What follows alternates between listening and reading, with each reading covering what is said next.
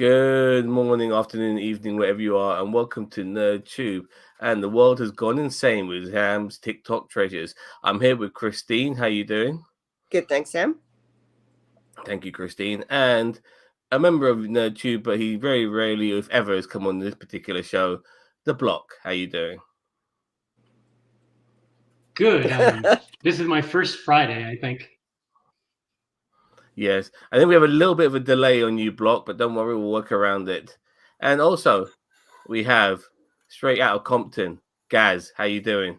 I did all right. Fantastic. All right. So basically we're going to talk about mainly the general elections that have happened all over the world. We're going to start off here in the United Kingdom, the land of the whatever. And here in the UK, we have a new prime minister, Keir Starmer. Labour leader Keir Starmer is now prime minister. Labour won in a fucking landslide, of epic proportions. Like nothing like this has been seen regarding, like a party victory of this size. People really went out and voted in this general election. They got themselves heard, and I think some of it is to do with the Reform Party as well, not just Labour, because there was really only one right wing party in the United Kingdom of any significance. Now with Nigel Farage's hate filled Reform Party, which only is designed to fuck other people over but not benefit their own members, a lot of people are voting for that who were Tories, who were Conservatives. So the Tories lost a lot of vote to them. Majority of people who weren't even Tory, because we have a kind of two-party system, voted for Labour instead. Keir Starmer was given the most easiest platform ever because he never really had to fucking say anything. All you had to, the Tories were fucking this country up so badly that it was going to be an easy layup for him to win. And now he's our prime minister. Angela Rayner will be our deputy prime minister, and Rachel Reeves will be our first female chancellor of the Exchequer. And David Lammy will also be our foreign secretary as well. So this is a historic day here in the United Kingdom. Before I pass it on to our guys across the pond, Boss Man, what would you like to say? It's good that the Tories are out. Finally, after 14 fucking years of poor people getting poorer, food bank use going towards 1 million, people having to not being able to adequately feed and hold themselves, having to use warm banks. After all that, they finally have gone. And to be honest with you, it's not even the Labour winning it. It's been more the Tories losing it. Because everything they said and done has fucked themselves over, from Partygate to flaming the Sky Scandal. Everything they've done has literally been going, here you go, Labour, here's the election. And it's just like, I mean, I should be happy. I should be happy because it's not a Tory government. But Keir Starmer is just as kind of right-wing as the Tories are. He's just better at hiding it. I mean, like, all these policies, there's no policies there that will benefit people's lives. There's no talks of renationalisation for a lot of utilities, which would help a lot of people with their bills. Not doing that. No talk about renationalising the trains. Because I'm sure it was in one of these, Sam, where you posted a TikTok of somebody going to, I think it was Germany or France, where they asked how much they paid a month for a ticket. Yeah, I saw that. Yeah, I posted that one. Yeah. And over here, it was like literally double the price. It's literally like, it shows you how much of a bloody rip-off we get in this country. It would be cheaper to fly to those cities than it would be to fucking take a train.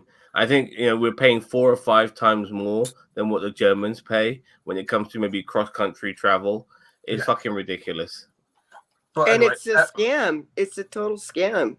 because one party that's involved doesn't do any upkeep, gets reimbursed by the government, and takes all the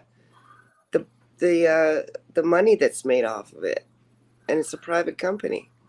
Yeah. So, as I said, the problem is that the problem I have with Zam is that it could lead to Farage and his bunch of fascist knobheads getting a foothold in this country. I mean, like, look what's happened in France. I know we'll talk about that in a little bit, but look what's happened in France.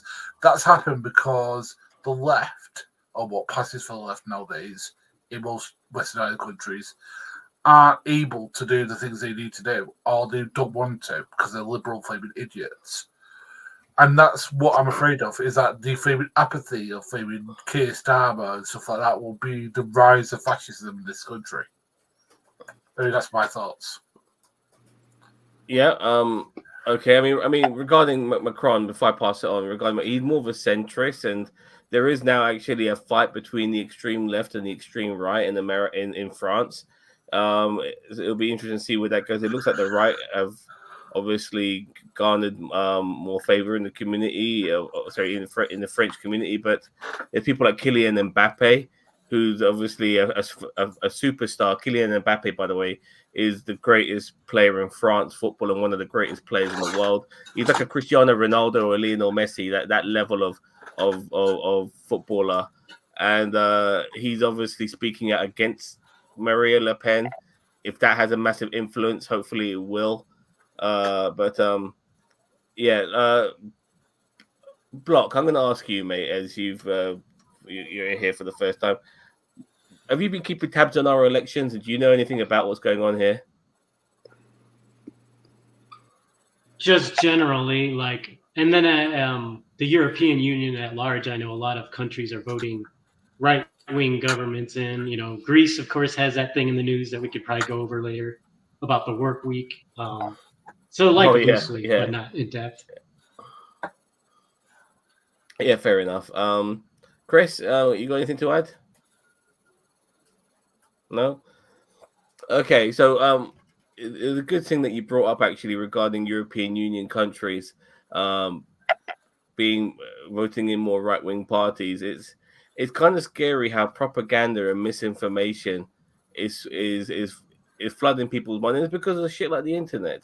It's very easy to scare people, saying foreigners, this, that, and the other. They're the people you need to worry about. When it's always the people pulling the strings, manipulating us into doing their bidding, who are the ones that we have to be concerned about the most. And nobody ever focuses on the rich and powerful. They actually believe that extremist governments like the right wing are there to do our fucking bidding when it's never the case. Yes, guys. But if you look at France, the reason it's happened in France is because their wage stagnation has been kind of similar to ours. I mean, it's not been as bad. Ours is like 10 times worse, but theirs has been quite bad. And because what she's run on is, let's get rid of the migrants because they're raising the cost of living for everybody else, which isn't true. But it's a good line to peddle to people. It's kind of like, I know Godwin's law goes to Hitler, but a lot of things that Hitler did to get him to power was to lie about the reason why the country was in the state it is, and it's the same here. What she's done is very cleverly use the same issues we have here about migration, about the number of migrants that come into this country. Not thinking about the fact that the reason they come into this country is for two reasons. One, to replace the workforce that doesn't want to do the work that they do. And secondly, they come here for a better life. And the thing is that if you can scare people enough into thinking, well, these gangs coming into our country and taking our jobs, which again is easy to do when you're in France and you're poor. I mean, the standard of living there is really poor. I mean, it's better than ours, but hey, that's not a high bar. That's what's going on. And that's what's going on in most of Europe. It's a lot of people are really poor because of the cost of living. Because if you run capitalism, it squeezes and squeezes and squeezes poor people until there's nothing left. And there's a time where people just go, fuck you, I want to change. And that's what's happening, unfortunately.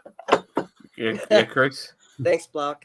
It's the go-to. Like blame a minority group for the troubles that the government has caused you, that the massive business companies that are in the pockets or have the politicians in the pockets that are actual reasons for these issues. But find a group that can't defend themselves, play on a lot of people's blatant and sometimes hidden bias and racist tendencies.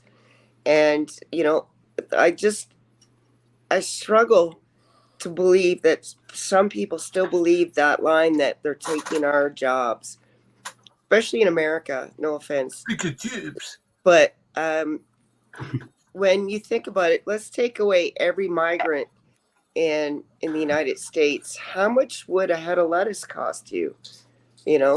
Because no one's going to do that work. Like, I will believe that line, they're taking our jobs, when I see one American born in America say, I applied for that job, but I couldn't get it. Because it's never happened. Yeah, when it comes to back-breaking labor, it's there. You know what I mean? But nobody, back-breaking labor that pays fuck all. I mean, really hard work that pays fuck all. It's there. You can find it. That's for sure.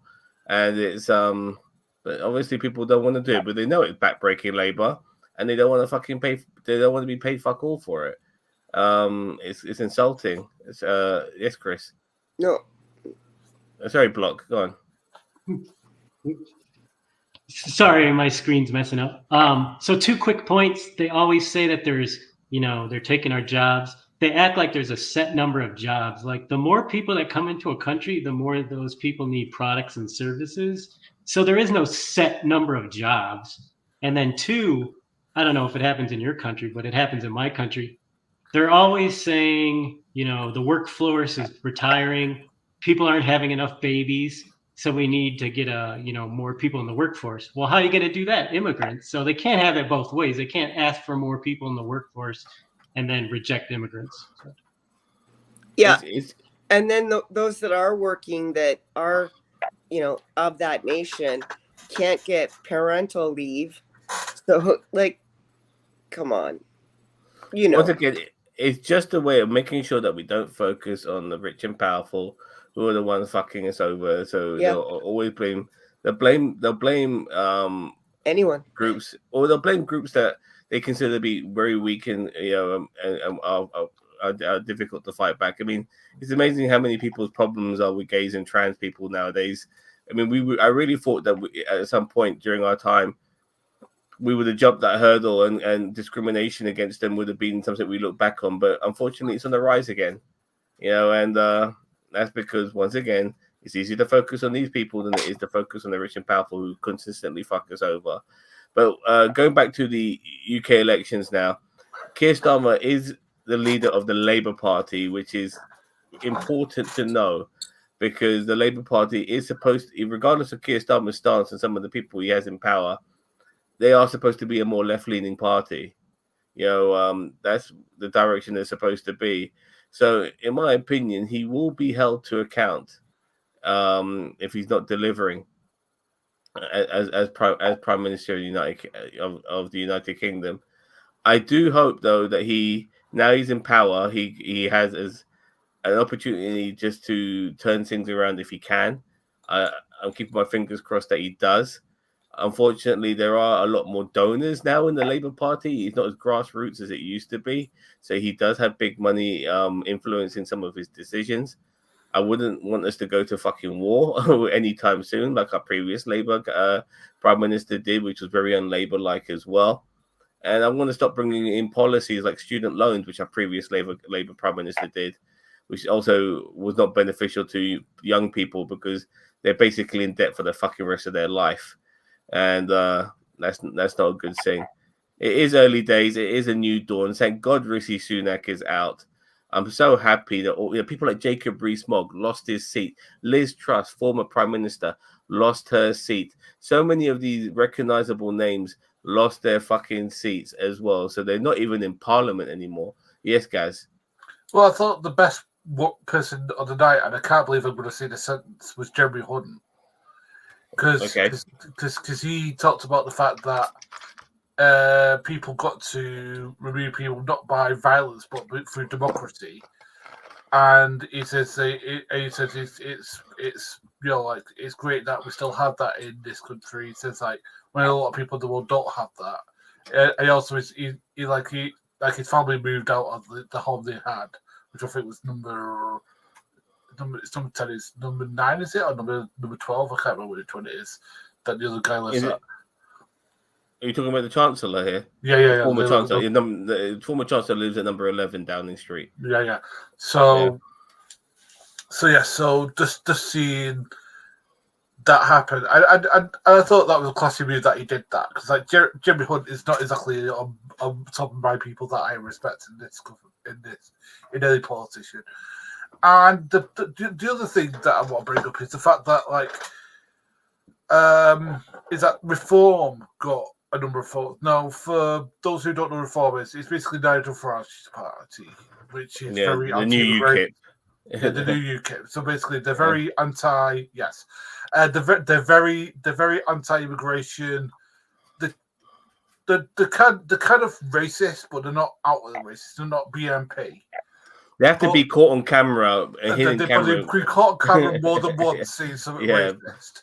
Like people like either framing pamphlet for them, or people who are standing for them have outed themselves as kind of being racist.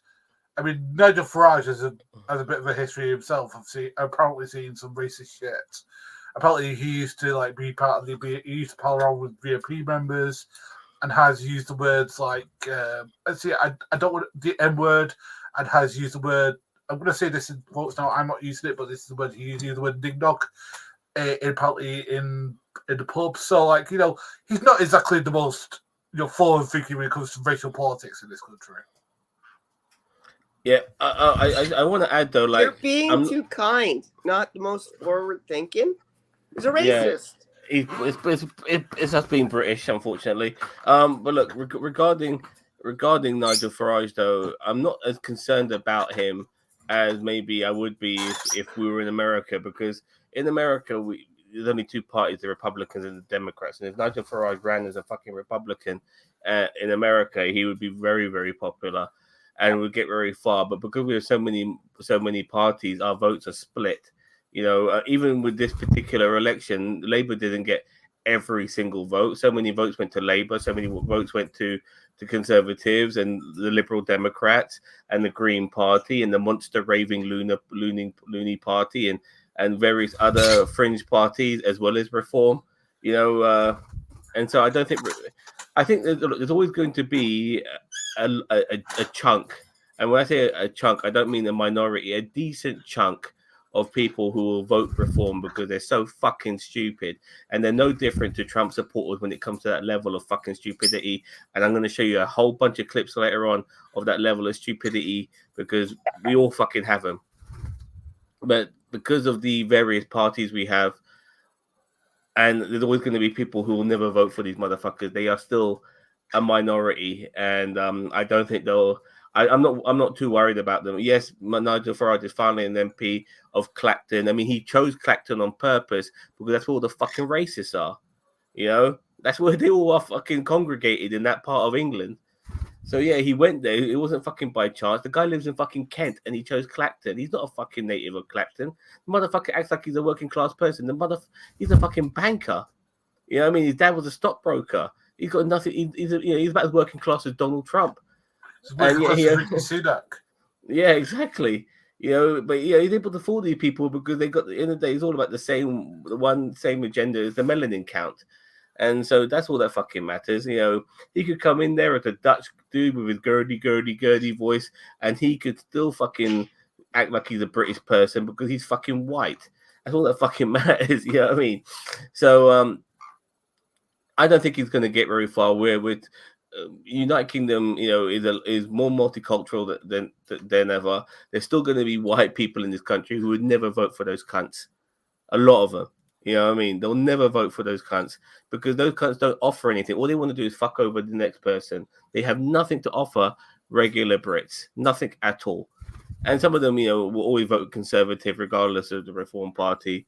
So I'm not too concerned. It's if Nigel Farage went Conservative, that's when I'll start to be a bit more worried. I hope he never has that fucking idea. I'm going to read some comments here. Sorry, Chris, 1 second. Yeah. If you look at the conflict generated as one of the most conspicuously absent as the target is wealth. Yes, they never, and they are the minority that never gets targeted out of all the minorities, because anyone focused on wealth as a problem gets labeled as jealous. Yeah, it is kind of sad, really. And even it's amazing how many poor people with nothing will fucking defend wealthy people. It's crazy. Three groups: the masses. The second is the government. What's the third, mate? You gonna let us know? And whilst he does let us know, Chris, you want to say something? I was going to say, let's just all invest in guillotines. Well, the last person to get their head chopped off was in 1977 in France. I couldn't believe it. That's the year I was fucking born. But regardless, that's crazy. I've come to see the government no longer as an actor, but as a reactor. Yeah, and I do feel democracy is something that is not as clear as it once used to be. I think we're very easily manipulated. Well, the thing that's really annoyed me is the fact that for the first time in this country we've had to bring ID to vote. Now I think that is the most undemocratic thing possible, because a lot of people don't have ID for whatever reason. Either they're not able to get a passport yet, or they just haven't found the time, or they can't afford it. Actually, that's what it is. They can't afford it. So, or they're too young for going ahead. Can't you just like we get a letter in the mail telling us what place to go to vote because of our address, and we can just bring like a water bill with our name on it.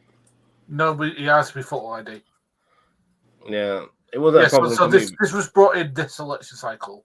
It's never been any election cycle, and it is to get rid of the young people who won't vote the way that people need them to vote. You know what I mean? And those that can't afford it. Yeah. Driving licenses tend to be a good form of photo ID, and not everyone's a driver, and not even everyone has a provisional license. So that's one of the ways they won't have a license. Not everyone has a passport, so they won't have those forms of ID too. Fortunately for me, I have both. I mean, being a cab driver, I have to have my driving license with me all the fucking time. It's not even something I even think about twice. I know it's always on me. So yeah, but like I said, we have a new dawn. It's a new day. And I don't remember the rest of the lyrics of that song, but regardless, we are on to something different now here in the UK. So I'm keeping my fingers crossed. We were really down in the dumps. As long as certain things like the NHS gets taken care of, I'll be more happy than anybody else in this world, because it's been absolutely ruined by the Tories. So if Labour can focus on making the NHS better, that'll be a good thing. Well, the other thing that they need to definitely focus on is renewable energy. I 100% agree with somebody who has solar power. Block, I know you're a bit of a libertarian, but you know what? One of the things I do agree with you is I like to be self-sufficient myself. I wish my house was designed in a way that every house in the world was designed in a way that it could collect solar power, and it could collect rainwater, which can be distilled to be used around the house for your drinking water, for your toilets, for your showers. Amazing how great and cool that would be if all our houses were designed like that, because there are fucking stadiums and industry buildings that are designed like that, that are self-sufficient like that. Yes, guys. But also, we could also take the excess methane that comes from poos and wees. Because that is like for example in Norway, that's the way that they powered it, because methane produces gas, which is produces was it CO? Yeah, it's flammable. Yeah, carbon dioxide, and that produces energy, and we could use that to power our houses, and you would see the bills drip. And that's the reason that they won't do it, is because it's making the people who own the flaming gas and flaming whatever too much of this. I mean, when we're in a country which is literally dumping sewage into the flaming Thames estuary and places like that, I mean, we've got to be thinking, can't we be better than this? Isn't there a more... Yep, I agree. Is it a better way that we could be doing this? Like, for example, like, water treatment plants are really bad for the environment. And do you know how we could better solve that? Is to use, as you say, rainwater. I mean, we have lots of rain here. We could easily use it as a renewable energy. And plus, it won't harm the environment. Actually, it'll be very good for the environment. I mean, we've got like wind farms, which we don't really use that much, which we could use quite a lot. I mean, we have a lot of untapped things. I mean, I'd even see nuclear energy to a point. It's funny because I'm a bit left-leaning. I know a lot of people are cool with nuclear energy, but considering there's so many ways of using renewables, I'm still not there yet. But hey, y'all, hello, Chris, Chris 9 Blues. Welcome to the stream. This is a bit of a political stream at the moment, but we are talking just initially.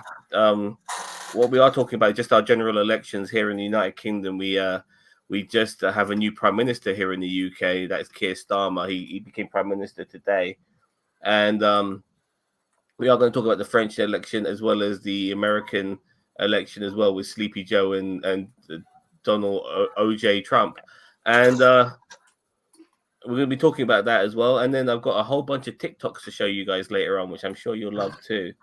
One of the problems of establishing standards is that the wealthy have more input into them. Guess what their standards is in housing? Yeah, they want to buy up all the housing so that they can fucking own us.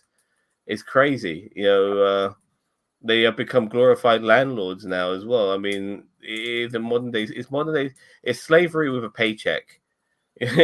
That's what we're getting there, and even then, we're living beneath our means. Oh, it was in the UK not long ago, seeing Craig David, my dog, Craig David. Yeah, I get ya. Oh yeah, Sleepy Biden. He's a dumbass. He could trip over a cordless phone. Yes, he is. But I'll tell you this right now. I'm no fan of Joe Biden. I want people to understand that. I'll never be a fan of Joe Biden. But unfortunately, we have Joe Biden, who's fucking dumb as a fucking rock and is probably dead as a rock as well. And then you have 34 convicted felons, as well as the 35th being him being a rapist, Donald Trump, who now, by the way, with the Epstein's files being released, is also 100% confirmed to be a pedophile. I always knew he was, but now it's pretty much confirmed, you know, with some of the girls that were sent his way who are 14 years old. So, unfortunately, if you have a choice between somebody who is a pedophile as well as a convicted rapist with 34 other felonies, or you have the dead man in Sleepy Joe, it's not the best of choices to have, but I'll take the person who isn't a criminal in Sleepy Joe. Yeah. I just want to back you up there, Zam. Biden, not a good politician, of course. I wouldn't pick him. But at least he's not the only man once elected that's going to be there doing stuff. He has staff. He has advisors that he will listen to. Trump, on the other hand, being all the things that you just said, if he were elected, he's a con man. He's a convicted felon. He's a rapist, most likely, allegedly, a pedophile. And he will not listen to his advisors. He's flat out said it, that he wants to like disband the FBI, shit like that. Like, so yeah, the only choice, even though it's a poor choice, is Biden, in my opinion. Trump never ended any war. Yeah, that's my buzz. Yeah, he almost started the Third World War, though. Yes, I got yeah. I mean, the thing is, Cribs, right? As much as I don't like Biden either, he's a safe choice. Trump's not a safe choice. He's literally like a dangerous fascist. He has said that he will implement a lot of laws that will make it easy for somebody to run roughshod over the American legislation. And also, he's also endorsed a lot of Christian fascists. He wanted to implement a Christian fascist state in America. Now, even if you are a Christian, that should be a really scary thought, because when you're the wrong type of the right religion, you're the first one against the wall. If you're a Catholic or you're a Quaker like myself or you're a Methodist or whatever, you'll be against the wall if you're not some sort of evangelical nut job. Yeah. By the way, out of the three choices, Crips, the three choices that we have for president in Biden, Trump, and okay, let's not forget RFK. Mister, I'm sounding like I'm drowning. I'm sorry, guys. I don't mean to offend you, but I know he has an issue with his voice, but he does sound like he's drowning. But regardless, two of those guys in Trump and RFK have a long history with fucking Jeffrey Epstein, and I honestly, we have to take that into account. People say to me, "Well, would you like it if regarding Donald Trump constantly being under criminal investigation?" They go to me, "Well, how would you like it if Bill Clinton went under criminal investigation for what he did?" They go, "Yes, do it now, fucking throw the fucking book at him." You know what I mean? Do it. I'm here. Do it. Kill me now. Do it. Yes, fucking do it. Yeah. Or ask yourself this question. You've got a 14-year-old daughter and you have a choice between two babysitters, Trump and Biden. Yeah. Biden will call 911 if he can't handle something. Trump will have to have 911 called on him. Block, what are your opinions, man? Share more. Here's my thing. I would have to echo you guys' sentiments, but at the same time, I don't like having you have to vote A or you have to vote B and that's it. Whatever happened to voting your conscience? Like, I admit I can vote third party, Green Party, whatever different parties we have in America. And maybe it is a wasted vote, but at the end of the day, I rather feel good that I voted for somebody I think could have helped the country more. But yeah, at the end of the day, Biden is better than Trump, but also at the end of the day, it's just how fast do you want the country to decline? Really fast or just kind of slow to get to the next election? By the way, I'm just hoping that if Biden gets elected, that the states can just hang on for 4 years until fresh blood can come in. Like, that's the best. And I'm with you. Vote your conscience until it comes to a clinch like this, because if you do vote your conscience in this case, because normally you should, because that will gradually get a third party some momentum, right? Right. But in a year like this, that vote not being cast against someone like Trump, even if it weren't Trump, someone like Trump, is a little dangerous. You know what I mean? But again, one vote, if I vote for, let's say, some third party, that's not going to determine Biden or Trump winning because, for one, we have the Electoral College. But another thing, the popular vote's always won by millions of votes. So my one vote isn't going to not go with either. Hillary. It's not going to matter. She won the popular vote, but not the electoral, right? Right. Yeah. So there is a difference sometimes, but you're right. In general, no, it's not going to make a difference. I'll agree with you there. Really, who hasn't gone to the island wild? So many people have it. It's kind of scary. We're talking yesteryear people who are now a little bit older, because but there's a lot of people. I saw Hulk Hogan. You know what? It's a joke, really, because he's going full on conservative MAGA type. It's sad. It's sad. He's drinking that Ultimate Warrior Kool-Aid.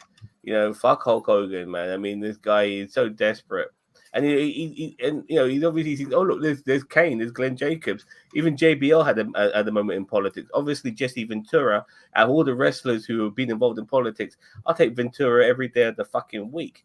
You know what I mean? He's a bit nuts, but he's definitely more on my side of the political spectrum.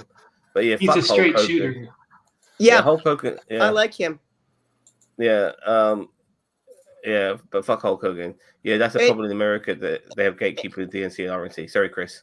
sorry, I'm so bad at interrupting. I apologize. It's okay. I think it's ADHD. Um, but with Ventura, you might not agree with everything he said, but like you said, Block, he's a straight shooter, and he seems to be a real defender of the working class. Unless I'm completely wrong and don't know enough about him, because I haven't seen a lot on him, but that's the vibe he gives me. Yeah, he does.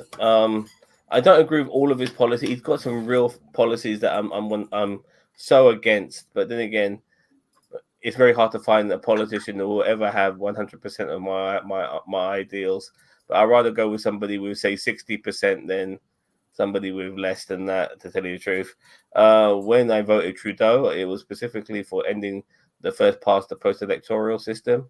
Bastard dropped it as soon as he got in. Is that true? Because he benefited him. That's why. Okay, fair enough. I had no idea. This first past the posting is ridiculous. Hogan, listen here, brother. What you gonna do when he's 24-inch pipe wild on you? He's not, man. People on his side of the political, they love fucking Vladimir Putin. You know, they don't want to admit He's it. what they want aspired to be like. You know, They could kill off all their favorite political enemies and be power forever. Putin is like people who kind of like got this. I want people to be like Boris Johnson, drunk all the time and flaming like not a bother to anybody. But as we're switching on to American politics, like we all know that Joe, in my opinion, is it. Look, what upsets me the most is that despite him having a terrible debate, people have already forgotten that Trump is a fucking rapist and got 34 felonies under his belt, and it's really crazy. Yes, he debated so poorly. You know, he was mumbling his fucking words, but the alternative is a criminal. You know, who during his speech actually said to his audience with his hands and mouth, looked at them and said, "I don't care about you. Yeah, give me your votes." And I showed you that clip on my TikToks where a woman at his rally passed out. She was dehydrated, and somebody said water, and he goes water, and then he gets a bottle of water, opens it, and drinks it himself when it was supposed to go. It was meant for the person who needed it, who was the member of his rally who was dehydrated. Basically, right down in front of him. Yeah. And he's either really stupid or really greedy or really full of himself because he thinks they want to see him drink water again. Because remember that whole thing about him not being able to drink water with one hand? So he had to go prove it. And that was a big deal. And everyone clapped for him and it fed his ego. And then he hears water. It's got to be about himself. And he thinks, I'm going to get more applause because I'm going to drink water and get what I got last time. Yeah, that's stupid. And on top of that, by the way, drinking water. Yeah. Sorry, one second, guys. One second. With my big hands, with my very big hands. I just want to quickly conclude what Chris was saying, because that time when he did go on about I don't care about you was also the same time he mentioned that, you know, I don't want people taking away the attention from me, because he was worried that somebody would faint in the fucking audience, which is why he doesn't care about them, which is why he brought that up, because he was pissed. You know, he was actually bringing up that he was pissed that because somebody passed out in the audience, that the focus was on them and not on him. And he goes, that's why I don't care about you and all of this sort of shit. And before I get on to you, Gary, one question here. Curious, if Trump is a criminal, why is he allowed to run? Because he's allowed to. Criminals are allowed to run. You know, there's no legal system to stop them from running in American politics. Just before Gary, I'm sorry, because we're on the topic with the whole feigning thing. He's so self-centered but so stupid at the same time, because if you still want the attention on yourself, run into the audience and help this person who's passed out. You're going to get praised for it, whether it's a show or not, whether it's real or not. But he's so self-centered and dumb at the same time, he can't even connect that. Sorry, Gary. It's okay. I was going to say, like, the problem is that it's a problem with American society, unfortunately. Like, recently they had the Black Excellence Awards, I think it's BET, right? Yep. Right. So what they had like the Oscars do, where they have a memorandum of people who passed away, right? And one of the people that they had was O.J. Simpson. Yes, I couldn't believe that. And I'm like, and a lot of people gasp when they had it. Now look, whatever you think of O.J. Simpson, whether you think he was a great running back, American footballer, or you think he was a great movie star for the Naked Guns, the guy was accused of murdering 2 people really viciously, and probably did it. And then robbery with a firearm, which he was convicted of. Yeah. So that shows you what's wrong with American society. Like, nobody had a second thought, that might be in really bad taste. And the families of the 2 people who were murdered really criticized them, as they should do. Yeah, and then all the young people that are watching the BETs are being shown these people and saying, oh, these are the people you should look up to and emulate. And like the next generation is just going to get dumber and less, community minded. It's sad. I'm trying to find actually this clip. All right. It was many years ago. Sorry, it might take me a while to find it. Okay. In the meantime, I gotta say this before I forget. Block, shut the fuck up. You talk too much. It's just echoing too much on my end, so that's why I'm trying to. Plus, it's my first time. Regarding OJ, look, I myself, because the whole OJ trial happened when I was still quite young, it was really hard for me to take it in, and even regardless of the Johnny Cochran? Yeah, his lawyer, all of that shit. It was really hard for me to truly understand what the fuck was going on. But then when he did this interview with this American interview called Ruby Wax, American or Canadian, and OJ Simpson for a joke went up to her and pretended stabbed her with a retractable knife, I believe, for a joke. Did the cycle as he did it, and she was so like flustered by it. Flustered is the wrong word. Head out of a flaming mind. OJ, you don't. How can you make a joke like that? If you truly believe you're innocent, you can never ever make a joke like that. Regardless of the person being your ex-wife. And that's when I realized this motherfucker's guilty. He was that was the moment that made me realize he's guilty, because you don't. He wrote that book like that. too. Right? I did it. Yeah. Yeah, because the title on the book said, I did it, but in a little small printing between the words, it was if, right? Yep. So what happened, Christy, was that he posted a book, said, if I did it, this is how I did it. And then because the families or the had like final print, they said, this is how I did it. They changed the flaming lettering on it. Oh, so not only I that, that video you're talking about. Okay. Another thing I heard, and I totally believe, added to the fact that this is something I think is in general knowledge, that when leather gets wet, it shrinks, right?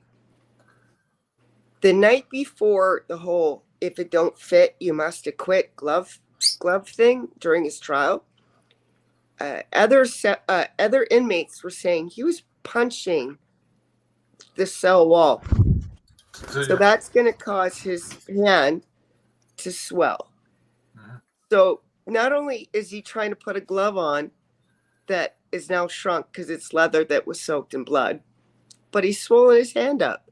So, when people go to that alone as evidence of him being innocent, I just no. You got to give me more. I found it, by the way. I found the clip. Oh, sorry. Sorry. No problem. It's 15 seconds. Sorry, can you hear it? Yeah. Retractable. I'm wrong about the retractable knife, but check it out. This is fucked. After we finished filming, OJ said to me that he had a surprise for me, and I genuinely was surprised. I think it was his idea of a joke, and this is it.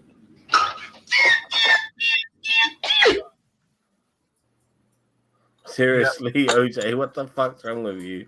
I'm so glad you're dead. You know, I really am. Fucking, you know. That's Nice. such poor taste. Even if he were innocent, which I don't believe, but he was found not guilty.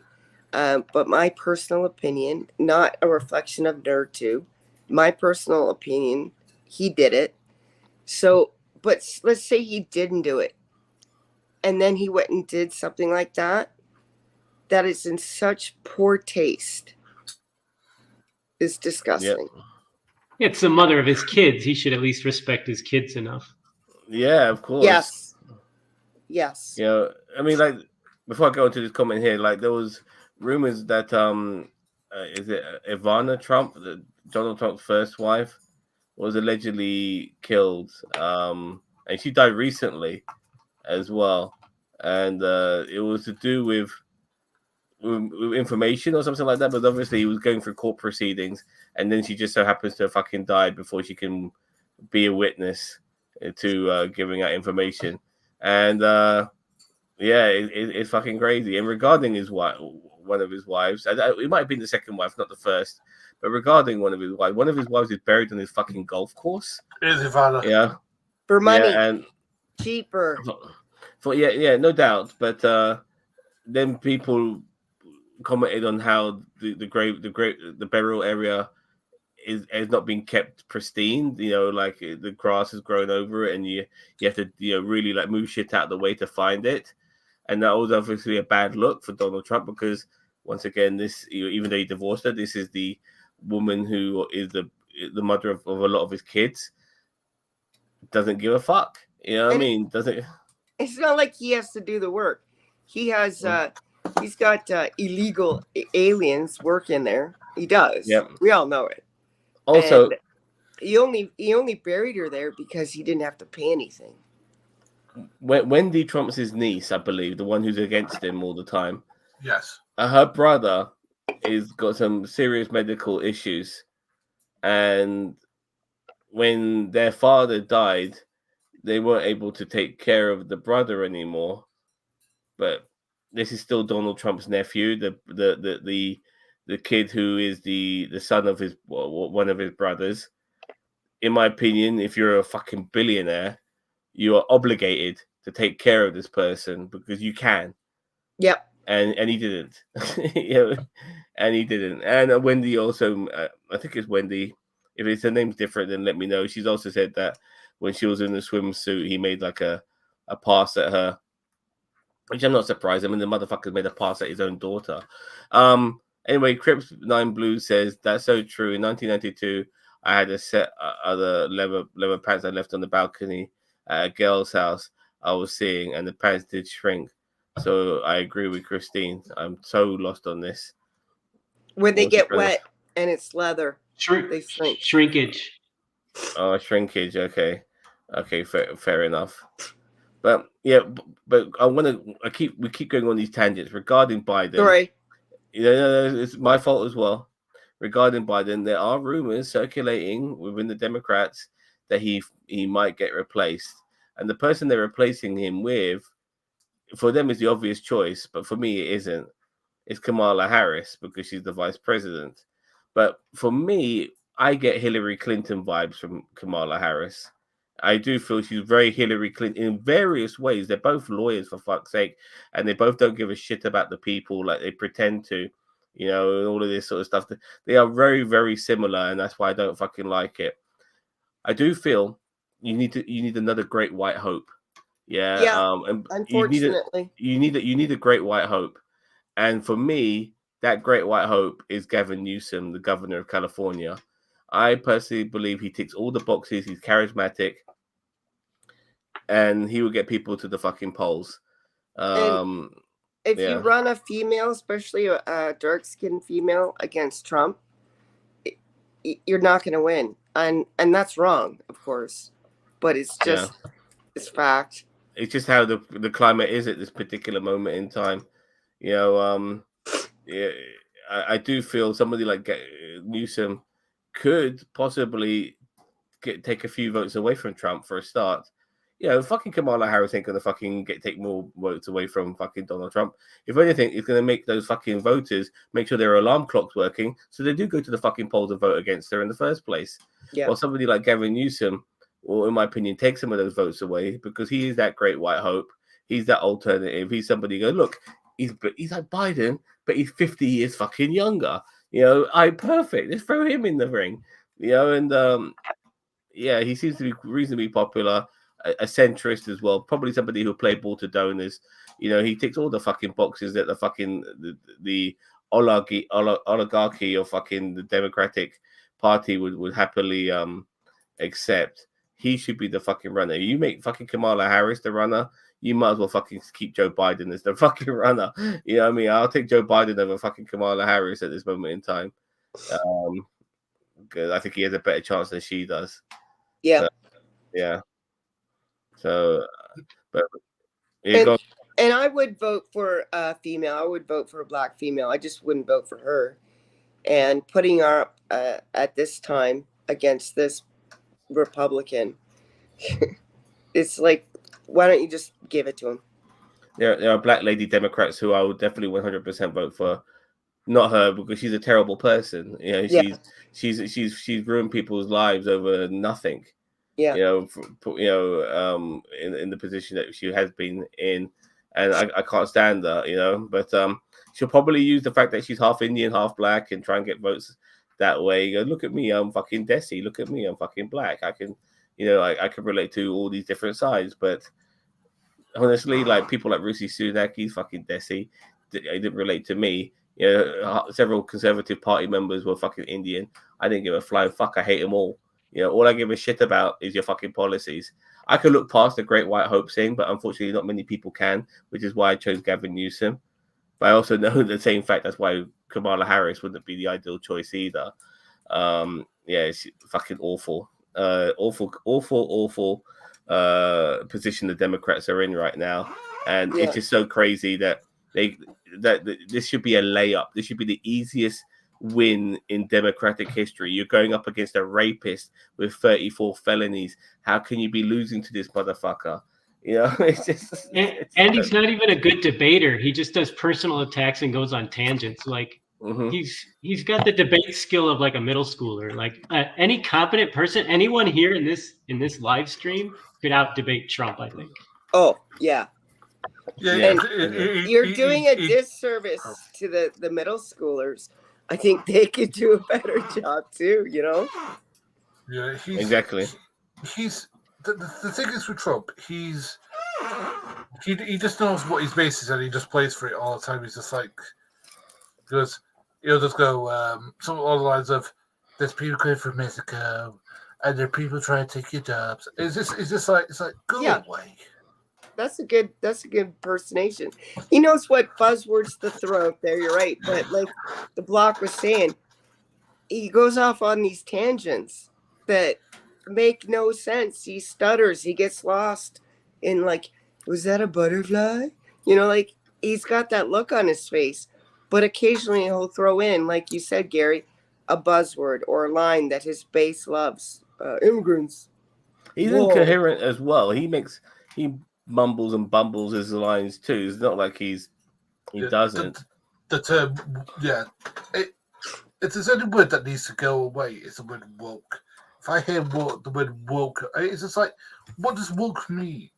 If it means anything left wing nowadays, because like anything anti-capitalism is woke nowadays, let alone fucking black, white, women, gays.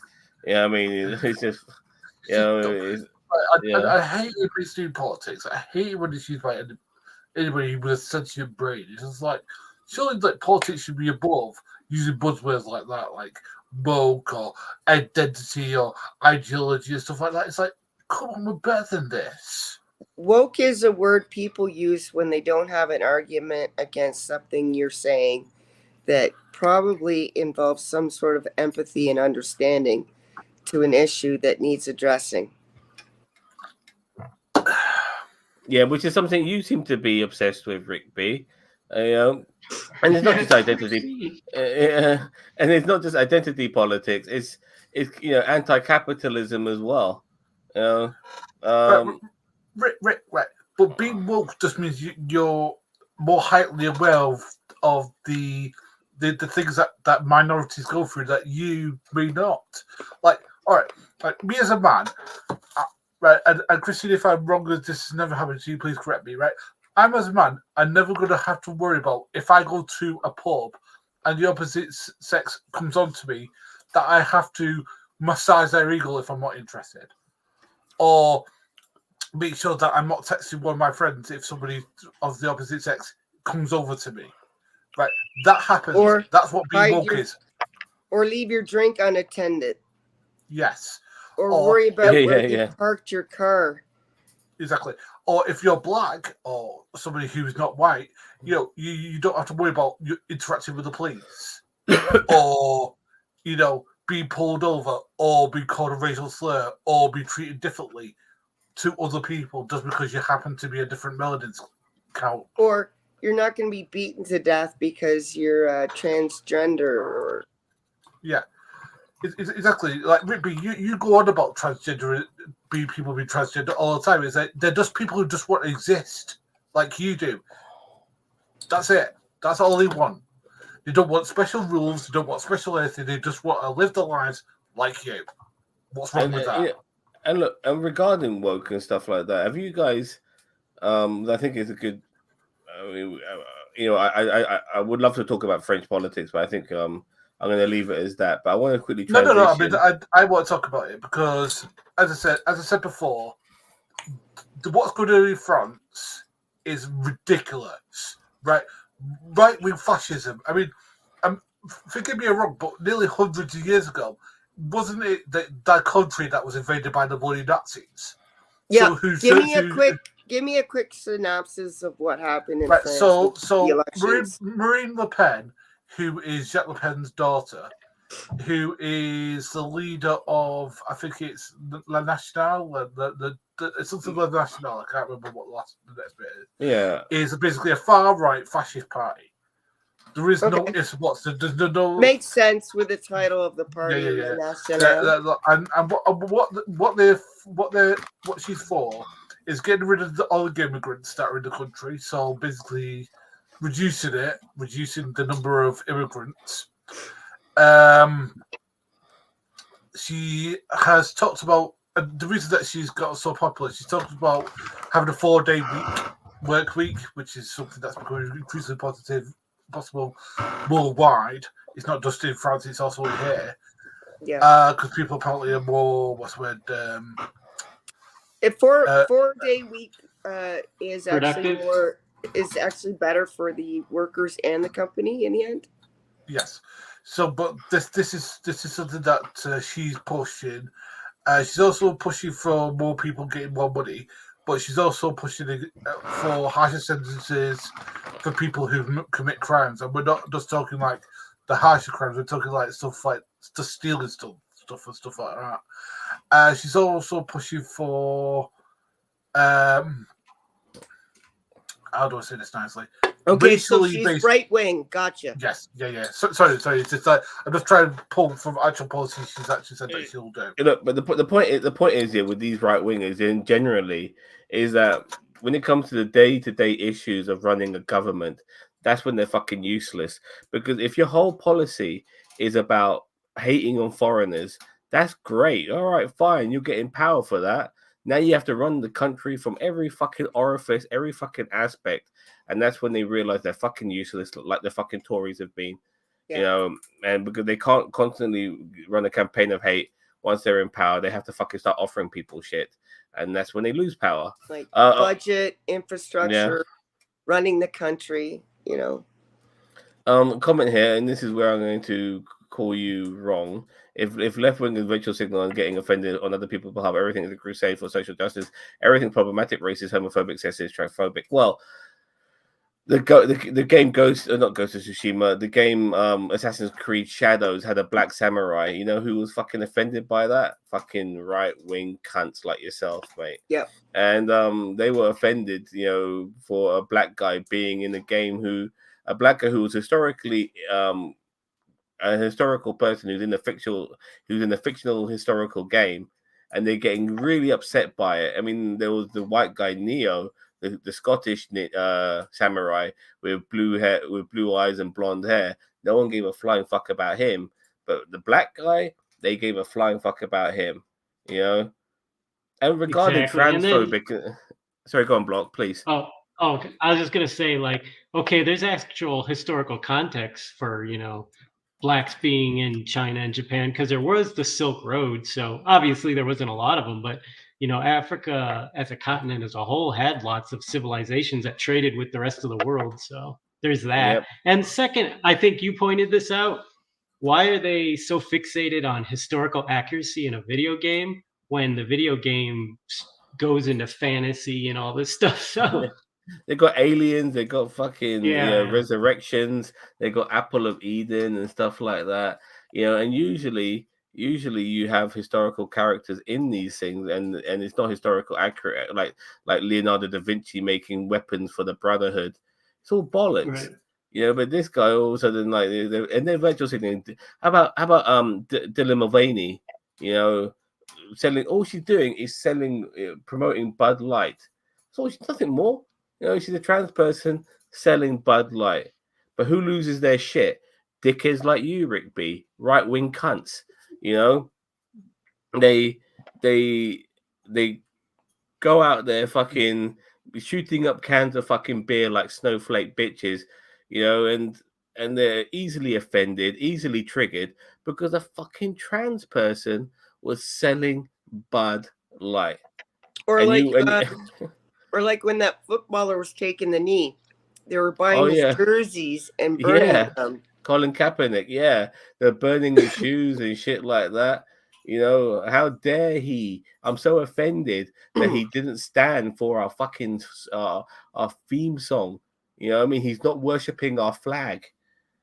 And you go on about the fucking right, the lefties being all these virtual signalers and shit like that. At least they're fighting for something that matters and not getting offended over fucking minuscule things like a computer game character or a fucking trans person selling beer or fucking standing up for an anthem. Those things are fucking ridiculous things to be offended for. You know? You know, Yeah, exactly that. Rip B, right. Every time somebody comes out of trans, like, you know, it's always like they're trying to groom your kids. They're trying to do this, and yet who is it who's always caught actually grooming kids? Who's actually a pedophile? Who's actually a sex abuser? It's not trans people, though, is it? Yeah, on Catch a Predator, on that show, to catch a pedophile, to catch a predator, you know, who was showing up to those? I didn't see one trans person show up there. It's hockey coaches, priests, principals, you know, army guys, cops. Enforcing identity politics into everything, which gets onto everyone's tits. That's why Go Work Go Broke is true. People don't like pandering. Like what? Look, you know what? You know, Go Work Go Broke. Like, for instance, X-Men '97 is woke. The Boys is woke. The House of the Dragon is woke. Invincible is woke. The series, 7 seasons in, the series Billions is woke. There's so much fucking woke shit out there. You know what's anti-woke? It's stuff like The New Norm. Have you seen the trailer, the cartoon clips of that? My God, absolutely awful. And there's another one by the Daily Wire, Mr. Renberg or whatever the fuck it's called. You know, Mr. Bircham, sorry. Absolutely awful as well. And even stuff like Lady Ball is absolutely awesome. And these are right wing comedies which are but they are so political because they are going after certain things, you know, that are political to them, like trans people, like gays, you know, non-binary, fucking all these sort of things. You know, no, hippies, like. You can make, but I'm talking about particular people who are making the news nowadays, like gay people, like trans people, you know, like certain terminologies like non-binary, Pride Month, shit like that. These are all making the actual news. Yeah, and these motherfuckers are trying to make cartoon shows like Mr. Bircham, like The New Norm, like fucking Lady Ballers, constantly ridiculing on this shit, and they are failing. You know, Gina Carano, after she lost her fucking job with Star Wars, she went on to fucking Daily Wire. You think she's happy being part of the Daily Wire when she was fucking part of the biggest franchise in the world in Star Wars? You think she's happy making movies with that dickhead, whiny little voice pleb cunt Ben Shapiro? You know what I mean? Of course not. You know? And don't forget Matt Walsh. And Matt Yeah. Walsh and shit like that. Don't forget, you know, your pussy should be dry. you know? Oh, and J.K. Rowling, how's she doing right now? The world is as bad as you think, dude. Because fucking sorry, let me finish here. Like attacks on trans people in one article I saw has gone up 189%. 189%, dude. You know, like we need to be. The thing with me, I have empathy because I give a shit about other people who are not in my fucking lane. I don't want attacks on trans people, which is why I have no problem with movies and TV shows normalizing their existence because they do fucking exist, and and people like us should be accepting of it. You don't think everything is problematic. That's why you're always angry. I'm not the snowflakes who get pissed off with a fucking trans person selling Bud Light, for fuck's sake. Who are the ones who shut up those beers? Who's the one who fucking got pissed off with Colin Kaepernick? You know, like, go on, Chris. He's not angry. Just because he shuts you down with authority doesn't mean he's angry. I'm pointing these things out. I'm just pointing out the hypocrisy of the right wing. Yeah, and yes, it is that problematic. J.K. Rowling's doing, but she's a sellout. You know, so what do you expect from someone like J.K. Rowling? She doesn't give a shit. J.K. Rowling is a traitor.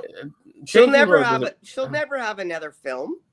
People aren't going to buy her books. I mean, she'll go and shill her new scam and her anti-trans to other anti-transers, but she'll never have the star power she used to. No. Daniel Radcliffe and stuff have all disowned her, you know. Hello, Ron. Welcome from the Mojave Desert. Hey, but the big thing but J.K. Rowling doesn't stand up for women. Rickby, here's the thing that stand up against trans people is standing up for women, right?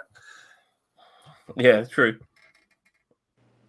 Oh, I can think of several issues she's not said a peep about. All right, okay. She's not talked about the fact that a lot of rapists in this country don't say jail. Not saying a peep about that. I wonder why.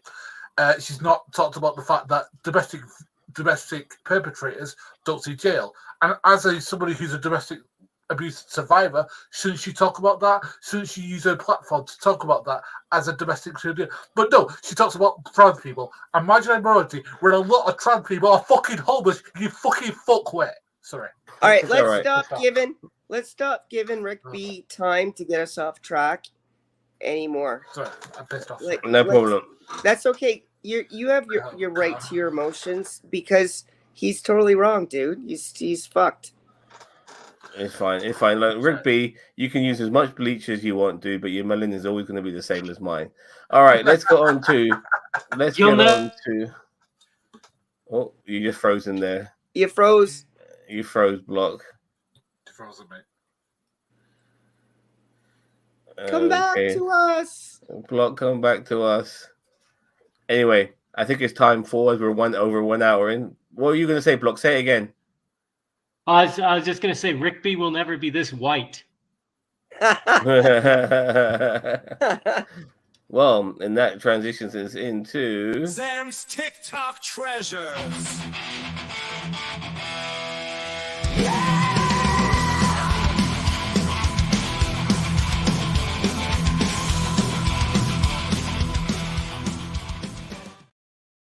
Oh God, thank you, Ginger, for that. It's just that's so good. So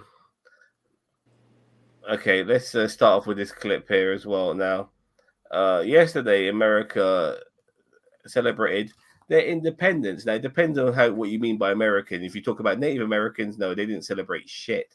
But when it comes to maybe people who defected from Europe, yeah, they celebrated, I guess, by taking over another country that wasn't theirs, by leaving a country that was already anyway, let's just not go on to too much. But the point I'm trying to get at is that is this the sort of freedom that you guys were looking for? Because if it is, then you're not that free, are you? Check this out. Well, the citation of a young woman by Toledo police for walking in the street on her way to work has caused outrage among the community. Now, Toledo City Council members speaking out. There's 13 Actions reporter Alexis Means with this story.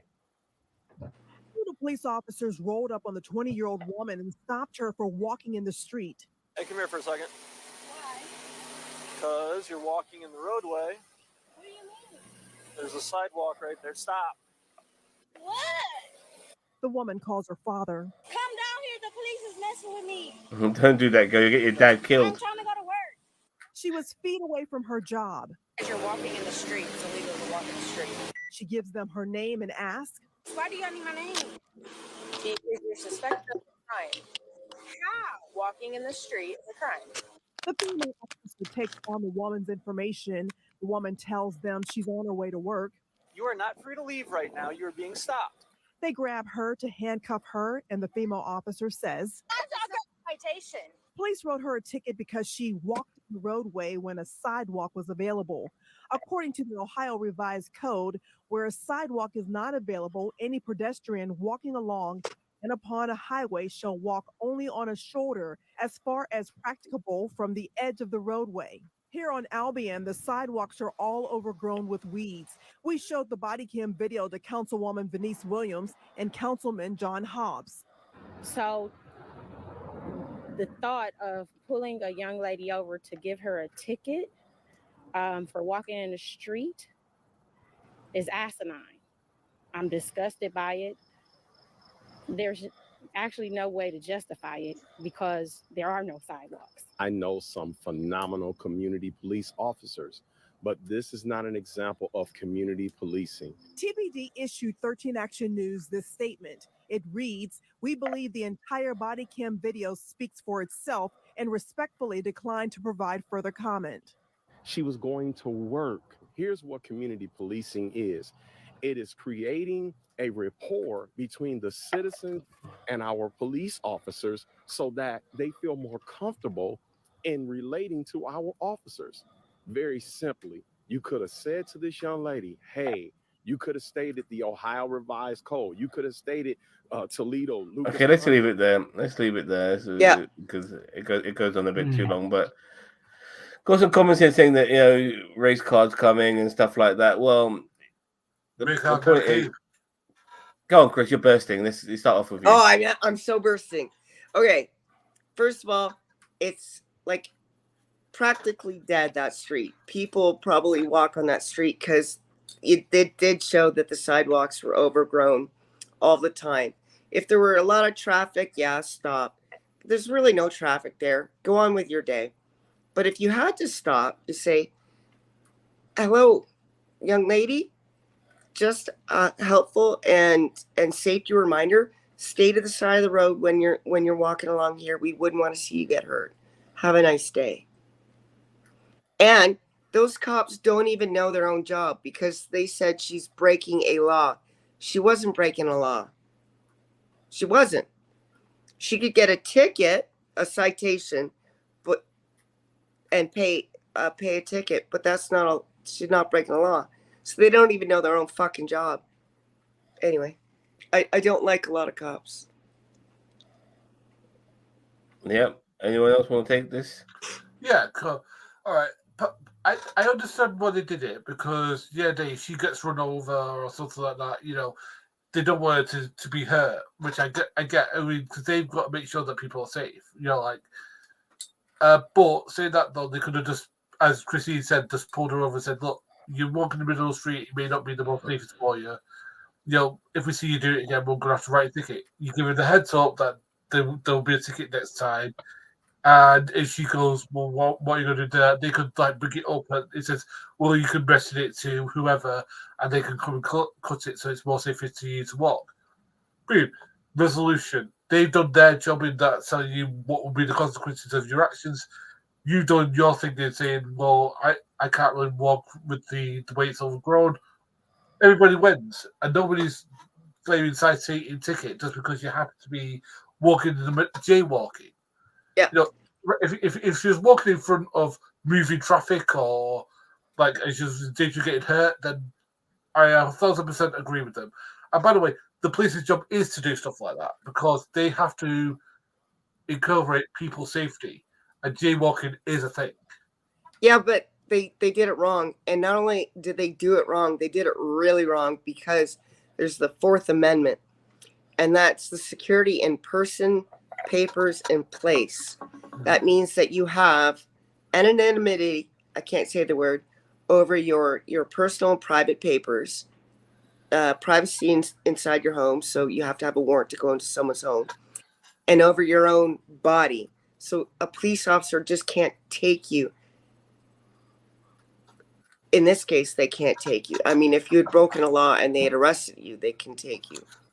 They can stop and detain you for a little while in case they have to investigate what they think is a crime going on.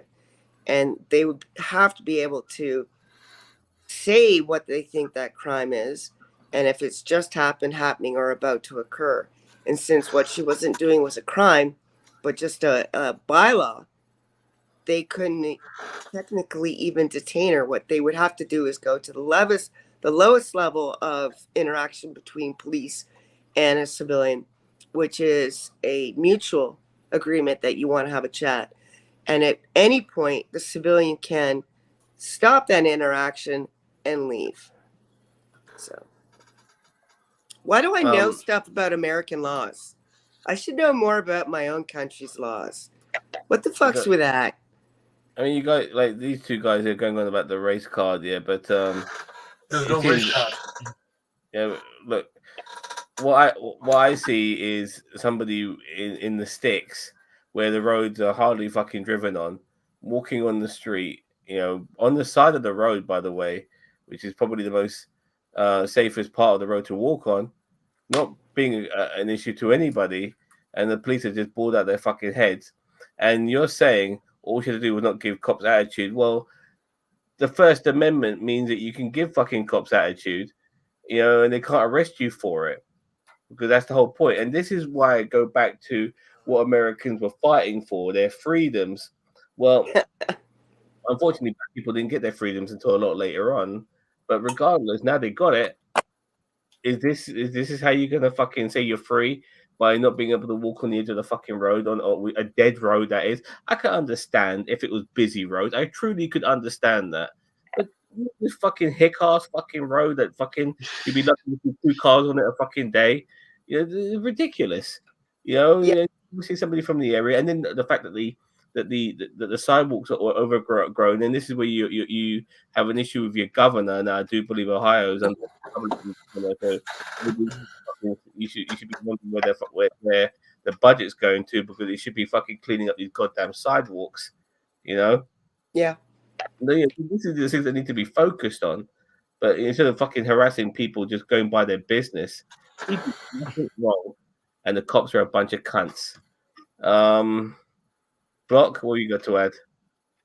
I'm just surprised they actually didn't arrest her, not because she deserved it, but that's how it usually plays out, you know, unfortunately. And haven't there been cases where the police have like arrested like people giving food out to the homeless people and stuff? It's like, yes, can they not use some kind of tact and common sense when they interact with a community? The thing is, Brock, it's the bad lots cops. of cases. It's the bad cops that give the good cops flaming bad.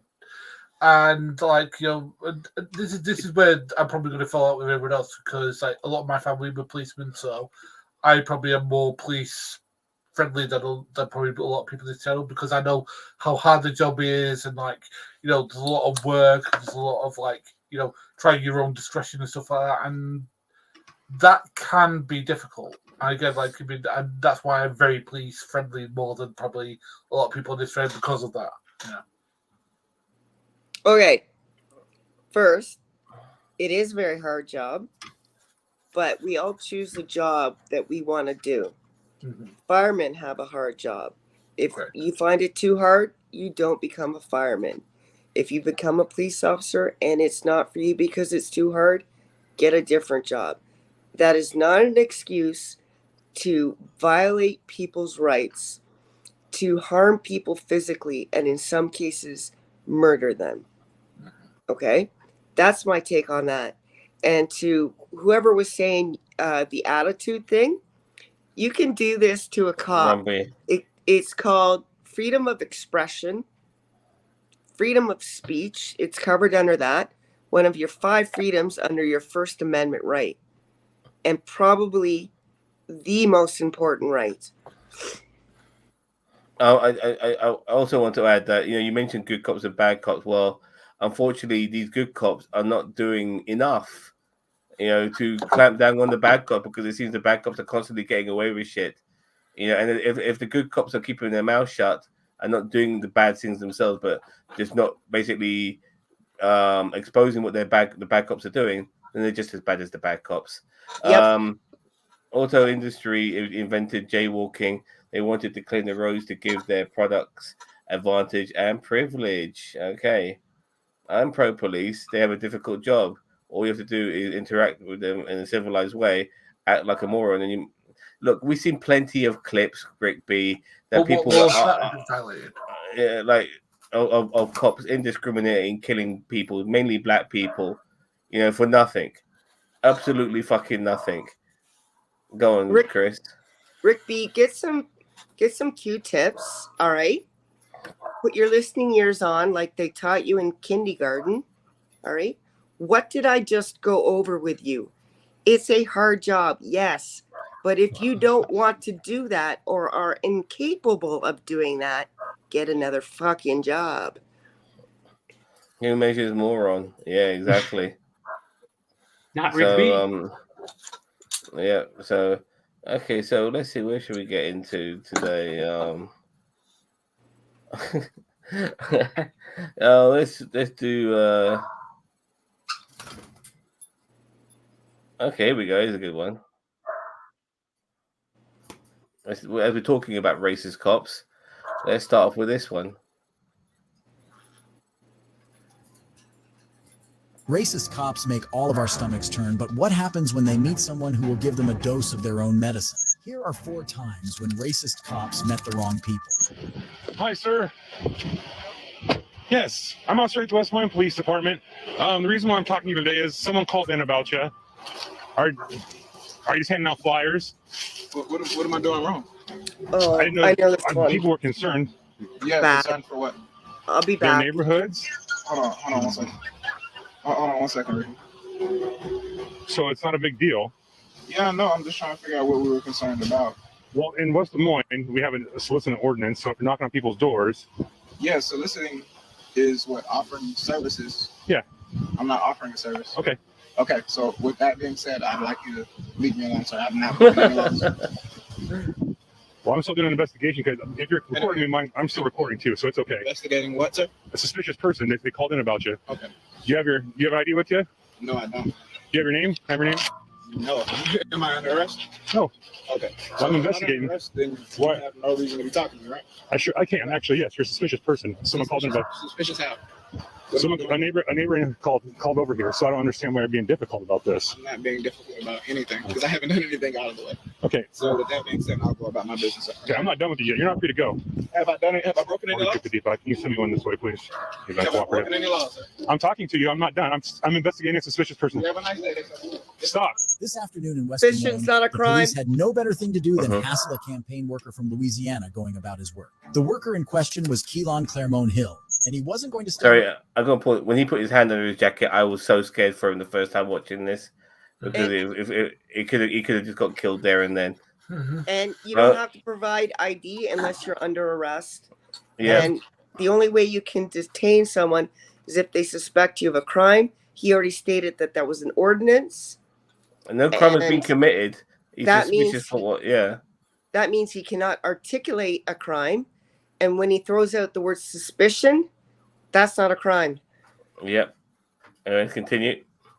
Or around while his rights were being trampled upon. Stop now. For what? I can detain you. Stop. For what? Because you're not listening. I'm investigating a suspicious person. Stop now. Sir, have I broken any laws? Stop. Tell me what laws I broke. I told you to stop. I don't have to stop. Yes. No, I don't. Either arrest me, tell me what laws I'm 55. Can you broken, or get away step from me. it up? He's being uncooperative and trying to walk away from me. He won't identify himself as a suspicious person. Oh no, this black No, person is not listening to me. That being said, if I've not broken any laws, you have no reason to think. Stop. So I'm going to ask you one more time. Defend this, I'm gonna tell Rigby. you to Defend it. For what? Defend it. Because I'm talking to you, and What have I done that's wrong? I just told you I'm investigating who you You're are. harassing me. 5700 block of Aspen. Stop. I'm telling you to stop, and I'm not going to tell you again.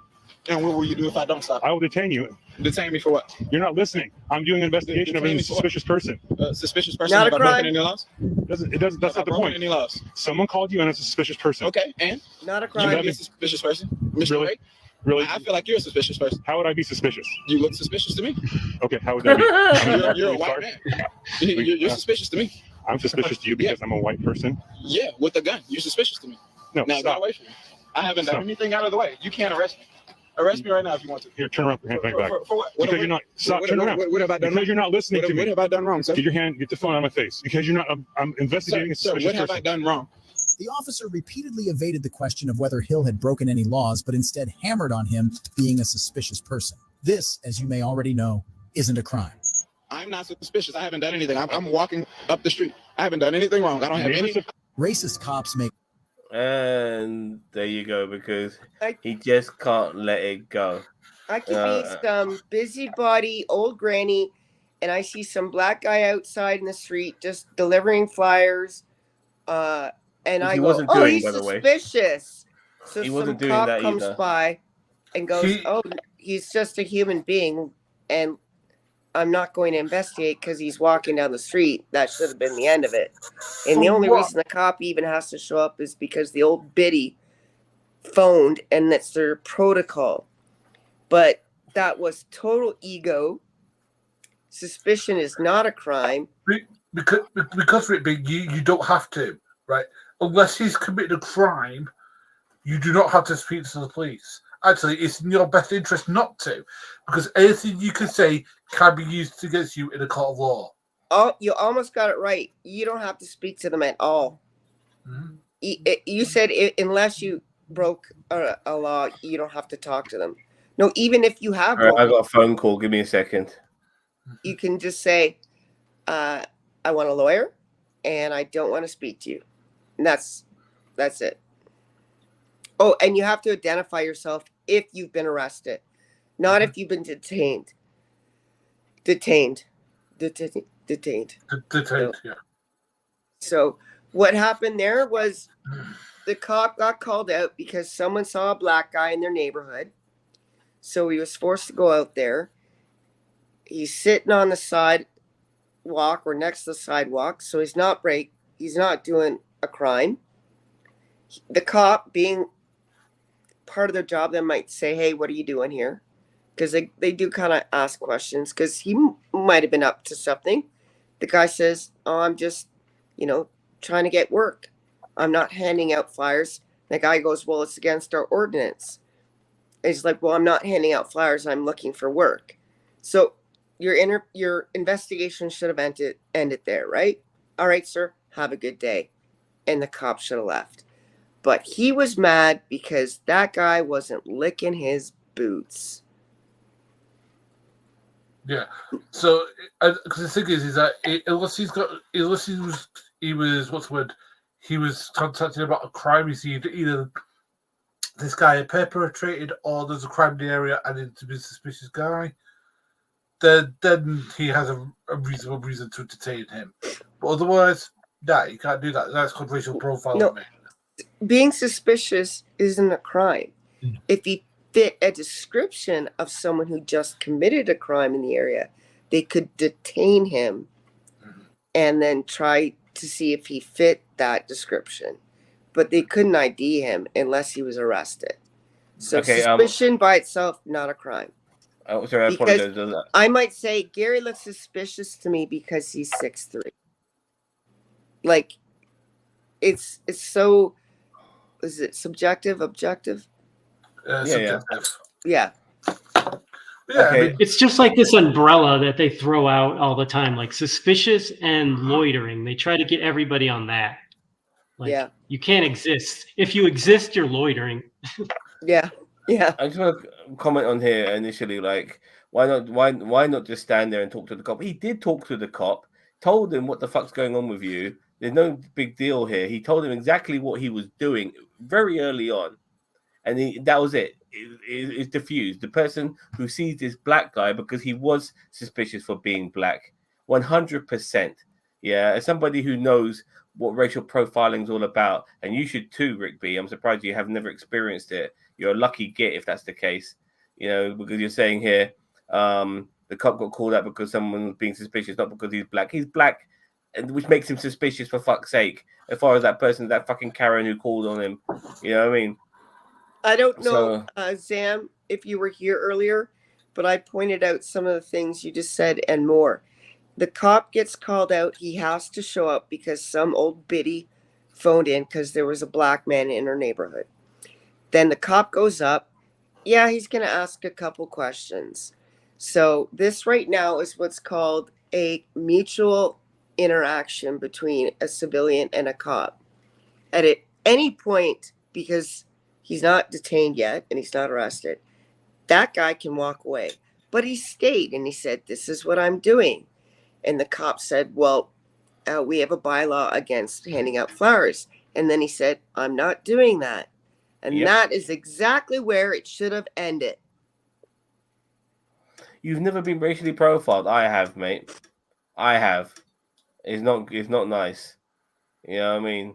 And you know what? But repeat, that isn't part of their job to racial profile. Their part of the job is to enforce the law. If this guy, as Christine said below, if there'd been a crime in the area and he fitted the general profile, fair enough. Because I could be look. I mean, like for example, Rick B, right? I'm not a small man, right? I'm 6'2", 6'1". I'm in that area. You're damn right. If somebody was suspicious of me because they're intimidated by me because I'm quite a big, well-built bloke, is that okay? Because they're just it's not enough. I can't just say, "Oh, he looks suspicious to me," and they don't have a right to stop Gary just because I think he's suspicious looking. Like that's not a reason to. Now, if there was a crime on the street over and they said we're looking for a white man, dark curlyish hair, 6'2", with a grayish T-shirt on, and a cop saw him, they would have a right to detain him for a moment and do their investigation. And once that was over and found out that's not the guy, they have to let you go. That's the rules. And look, personally, this whole situation was diffused from the very beginning once the cop found out what he was up to. But the cop wouldn't leave it because some other person is suspicious. But now you've spoken to this guy and you understand what's going on. Suspicion over. It doesn't matter that that person finds you suspicious. You've already realized what's happened. So why the fuck is this cop going on about it all the bloody time? You know, it's because his pride got hurt. Yeah, his pride got hurt because the black guy wasn't saying, yes, master, I'll give you my information even though it's against my civil rights. Yes, master, I'll do whatever you say. The guy's ego got in the way, and so did his racism. Yeah, obviously, Rick B's too fucking too bloody picked me to fucking see that shit. I'm racially profiled all the time. I'm a white old man. Cops let me be because of it. You damn right. And look, regarding me being racially profiled, like after 9/7 in the United Kingdom, I remember going on the tube not long after that. And a plainclothes policeman pulled me to one side, and said, "Yeah, we're just randomly picking people, randomly my ass." You know what I mean? You picked me for a particular reason, and that's not doing a black accent. That's doing a southern accent. You know, of a black person being enslaved. The accent itself is not black. There's no such thing as fucking black accent. It's like saying, you know, there's such thing as a brown accent. You know, black people have fucking Jamaican accents. They have English accents. They have fucking African accents. They have accents from fucking the deep south. You know what I mean? What the fuck are you on about black accent? I mean, the black accent is the racist thing you said yourself, mate. And even if it were in general a racist accent to do, the way I was demonstrating that was not in a racist manner. It was Yeah. to punctuate a point on how someone else was being racist. Well, Right? Pick Me, yeah. Well, Pick Me doesn't understand these things. He doesn't get it. He's a bit slow. Sorry, go The on, guys. nuance.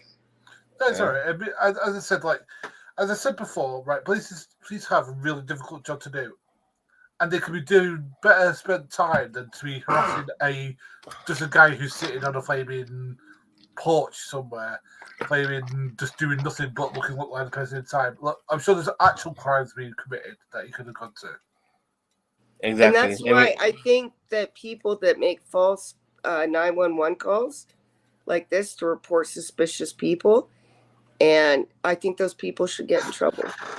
Yeah, for sure. Anyway, transphobia is the weirdest of all bigotry. I agree with that. Let's just find out why I saved it, but this was a while back. Transphobia is the weirdest of all the bigotries, and this example is pretty standard. I'm here in Kansas City, and I came across Oh, I remember all this. gender bathroom. Literally all gender. Look at this. 20 stalls, all gender. This is crazy. Forgive me for filming in a bathroom, but this is... I don't forgive you.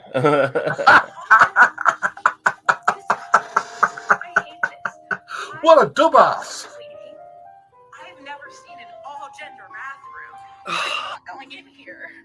I don't like You just I'll did. just make a few comments on that video. First of all, she acted so flabbergasted by the existence of an all-gender bathroom. I believe she said she hated it, but easily walked in and had no issues being in there. Second With of the all, camera. she couldn't quite articulate what her problem was with it.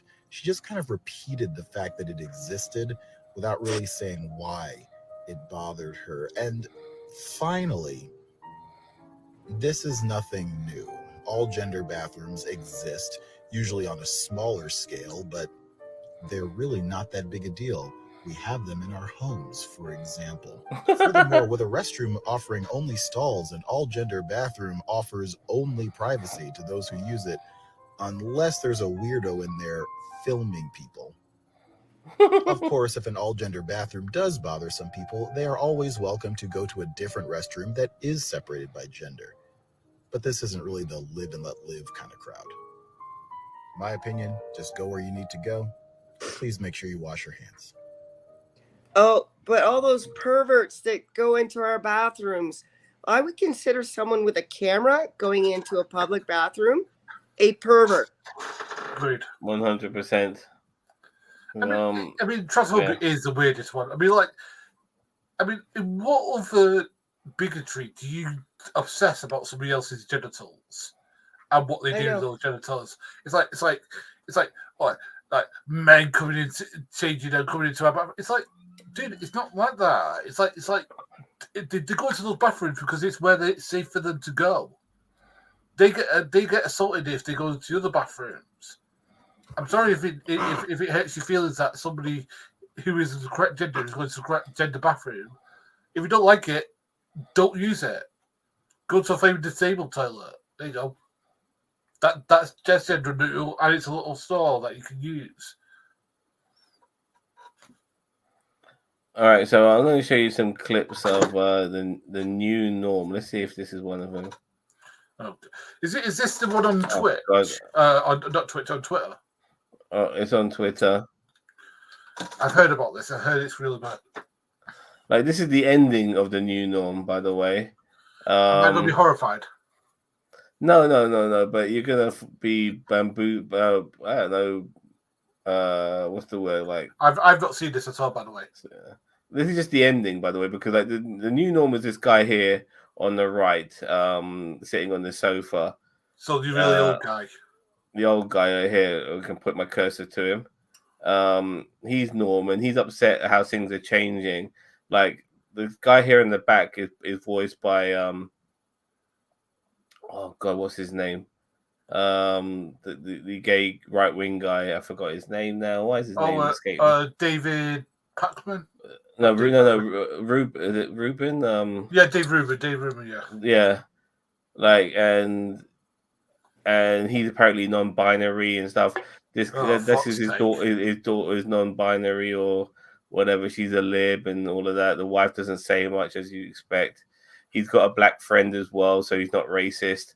Okay, here we go. This is the ending of the show. And by the way, it's got canned laughter tracks in it as well. But here's the very end because this is on X, yeah, on Twitter. And thank God for Elon Musk and his shitpost memes. And thank God for Elon Musk and his shitpost memes. And thank God for Elon Musk and his shitpost memes. And thank God for Elon Musk and his shitpost memes.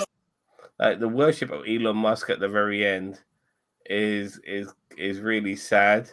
But that's the cartoon for you. I'm gonna try and find a better a new norm clip, new norm show. There we go. Already, I'm looking forward to the Golden Glosses. I think that this might be on it in the bad category to say that. You know, Where did the block go? Did he say why? Oh yeah. Sorry, I apologize. I'm glad you reminded me about Block. Block says I got to go house being shown in 30 minutes. Thank you for having me. Okay, because we know he's moving house and all of that sort of stuff. Yeah. So and another announcement is if you're watching us and you haven't subscribed yet, it's free, dude. Hit the button. 1 million subscribers, and I might flash a beep. There you go. I got some more. Let me show you some more of New Norm, because it has to be done. New Norm show.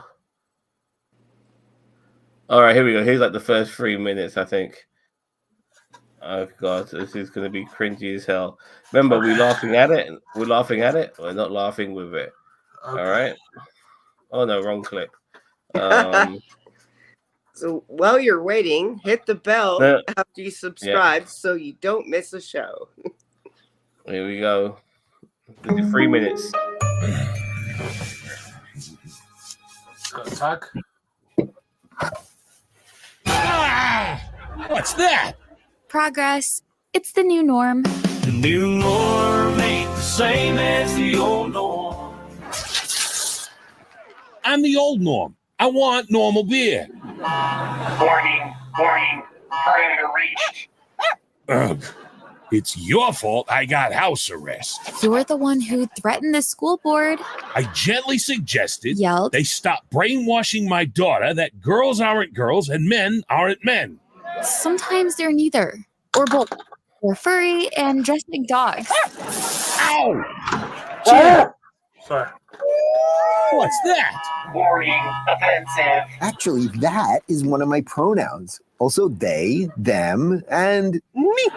You're non-binary? How do you know that word? I learned it in school. That's why I'm locked up. Norm, the judge agreed to conditional parole. What condition? Where's my room? That's You're staying here? Chaz is part of a new government program to re-educate homophobic, transphobic, racist. Charlie, finally, someone normal. I don't understand. You're black.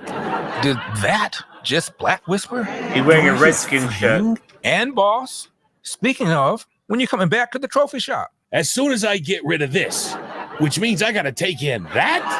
Offensive. Chaz is here to re-educate Norm. In non-bonary studies. Offensive. I'm allergic to dogs. It's okay. Billy is an emotional support dog and non-binary. Oh, okay then. Good dog. I come here to get away from woke. Trouble at home? Oh, my boy, or whatever it calls themselves now, is thinking about transitioning. Reggie? Try Regina. Transitioning to what? Another fumble. Hopefully not a Jets fan. Hey, pronoun, this bud's for you. Offensive. I can't drink. I'm not 21. Y'all influenced my boy to cut off his junk, but draw the line at beer?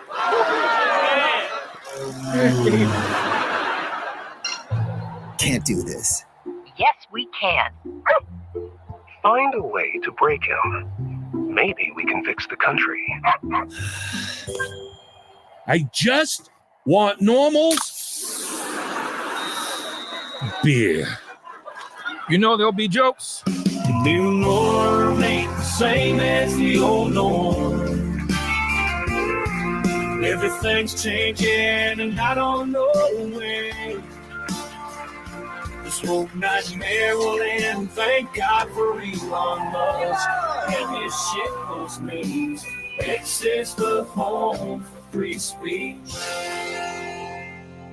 I almost forgot. We're going to Disney World. Make America funny again.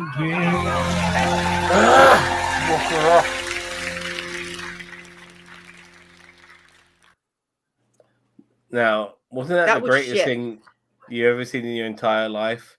That was shit, but it was even more shit because they were trying to be funny. Even though I don't agree with their politics, I can agree that if something's done well, it can be funny. Yes. It wasn't even funny. It was so shit. Oh, look, no, but you know, like I get dickheads like Rick B going on about agendas and all this shit. This is pure right wing, and everything about it is supposed to be agenda driven. If you want to do a good conservative comedy, do stuff like King on the Hill of the Hill. You know, that's there is you can be conservative without having to consistently attack your enemies and just be wholesome in your comedy. You know, but this isn't wholesome. This is agenda driven, 100% agenda driven, and lies. And it's not funny whatsoever. The canned laughter is terrible. You know, Elon Musk at the end as well, like really sucking on his dick hard. You know, to worshiping him at the end is just absolutely atrocious. I've never seen anything as bad as this, and this is really fucking bad. And this is what all the go woke, go broke dickheads are. This is your alternative. This shit to target people like me and Chris and Gaz. This is what you're gonna go to. Watch this shit. And it's blatantly false. Like, I know it's your wet dream, and that's how you want to portray yourself as a victim, as if the world's actually behaving like this. But you know in your heart it's a lie, right? Exactly. Some comments here. Well, isn't that where the Rick B types are doing that, seeing everything as a problematic comes in? Yeah, exactly. Elon Musk no, he's not, because the guy has got so many sexual assault convictions under his belt as well. His own HR team had to cover up for him, and he would fire people if they won't fucking do what he wanted. You know, he's no different to Donald Trump in that aspect. You know, the guy he's a sleazebag. But then again, I've noticed that you have no problems with sleazebags. Laugh out loud. Elon Musk is pure con. I know he is. He is. It's amazing how many people worship this dickhead. You know, I don't get the impression that they know how to do a show. I wonder how many conservatives loved it. Well, this is the thing. Like, not many conservatives did. I'll tell you one person who did like it, and he's kind of turning conservative, is Bill Maher, which is not surprising. You know, but sorry, boss man, one more thing. But regarding this show, oh god, my camera. Regarding this show, some people were finding it so bizarre that they actually thought it was a liberal show pretending to be conservative as a conservative show, if you know what I mean. So it was yeah. Anyway, go on, boss man. Because it reminds me of like All in the Family, where it was taking the mick. Like you're like, I've got it. I think that's basically what All in the Family was, which was like, I've got it, but American style. I thought that's what this was. It's so cringe. I mean, like, I know we have the Golden Glasses. I know we're halfway through the year. For me, this is going to get a big, massive flaming, what's the word, nomination for flaming worst new show of the year. That was terrible. I agree. That was terrible. Like the fact that that the main character was flaming. What's the word? Had an ankles bracelet for saying something. I'm sorry. Do these people live in the real world where a lot of LGBT people are either A, in the closet, or B, homeless because of stuff like this shit? So they could shove that up their ass. Secondly, flaming like the non-binary character going, I'm non-binary. Nobody goes around going, I'm non-binary, just go whatever their name is. And if someone asks them, they'll say their pronouns. Right? So, sorry. Sorry, And- I'm pissed off, sorry. And the Norm or whatever is the child of Norm was like, oh, you only have that bracelet because you spoke up at school because people want to be who they are, including cats and dogs. That's just not happening. No, not true. I know. And also and, another thing. and they had a black man in a flaming Washington Redskins jersey, but they've not been Washington Redskins for flaming 3 years because they changed it because they decided it was racist. And on top of that same black dude, he gave the non-binary kid a beer, and he said, I can't drink this. I'm underage. It's illegal. So he didn't do anything wrong. Yeah, he had an issue with him not drinking that beer, that illegal beer, for as far as he's concerned. But then said, you won't drink that illegal beer, but you have a problem with my kid cutting off their junk. The way the Americans are going, sorry, I don't want to say Americans generally, but the way the right wing are going on using every fucking person is transitioning and cutting off their fucking penises. They have really made a mountain out of a fucking molehill. Before I show you Mr. Bircham, which is the Daily Wire version is like their version of not King of the Hill, of like Family Guy. I think I've seen snippets of this, and it made me want to kill myself. Yep, Bill, that's funny. Hell of a boss, crosses so many lines. I think would drive a lot of conservatives mad. Yeah, it's like kitty litter in second school. Total BS. Yeah, exactly. Total BS. Here we go. Woke and actually funny, then I've got the show for you, because our conservative friends at the Daily Wire have made a new adult animated series called Mr. Bircham. Your antiquated teaching philosophy strikes some as toxically masculine. Does that scooter come in men's? I've got my eye on you, Mr. Bircham. Unfortunately, I'm taken. You ever notice that the queer community uses a lot of letters? Are you laughing yet? Truly incredible work. Just so you're aware, I renounced my union membership. They force you to join, then they take your money and spend it on stuff you don't agree with. That's already my life. I'm married. He's just like Ron Swanson, except he's unlovable and completely unfunny. If that joke about a straight man hating his marriage feels a little bit dated, that's because my guy here, Adam Carolla, has been doing the character since the mid-90s on radio. He must know something about comedy because, like he says, men are funnier than women. To avoid misgendering. Ooh, what about their allergies? Maybe those days could be lactose intolerant. No, we can't say intolerance. We have a zero tolerance policy for mentioning intolerance. I love when conservatives complain that all media has gone woke and too political, then make a show constructed entirely around their political beliefs and as an excuse to just air out all of their grievances with the younger generation. But it's not that the show is bad or not funny, it's just they're so ahead of their time, they're just so irreverent, they're so politically incorrect. Actually made a pilot episode of Mr. Bircham like 20 years ago, and it was nearly greenlit by the networks, and then they decided that it was too politically incorrect even then. But I was the only one who wanted to get into it. No one else wanted to get into it.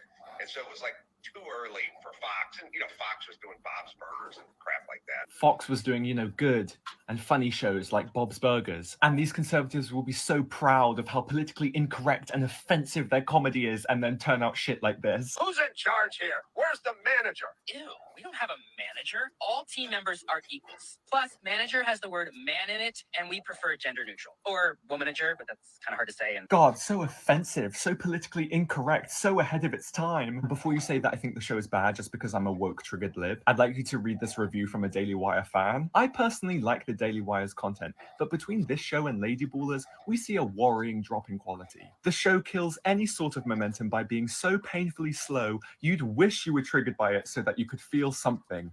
Anything. People still say that conservatives aren't funny. I mean, I'm waiting for them to prove me wrong, but Are you tired of comedy shows that are woke? I want to and, read. I want to read that comment. Or womanager. To read this review from a Daily Wire fan. I personally. Okay, he's in the way still a little bit, but one of the few shows I had to stop watching midway through the first episode. I personally like Daily Wire's content, but between this show and Lady Ballers, we see a worrying drop in quality. The show kills. I think you meant to say any sort of momentum by being so painfully slow. You wish you were triggered by it. Oh, this guy's in the fucking way. So that you feel something, anything. Yeah, it takes something minutes to walk out 3. of the. Like the Daily Wire's content, but between this show and mate, why do you fucking have to get in the way? I want to read this.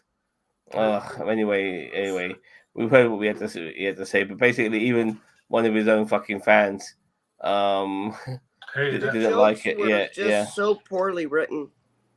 Yeah, like men, because we don't like the word men because it's got bad in it. It says you don't that trans men are a thing, right? Oh no, they don't. Because they don't live in the real world. Sorry, I'm getting pissed off with this shit. Sorry. Okay, now I don't know how you guys feel about this, but I'm actually for it, not against it. Check this out.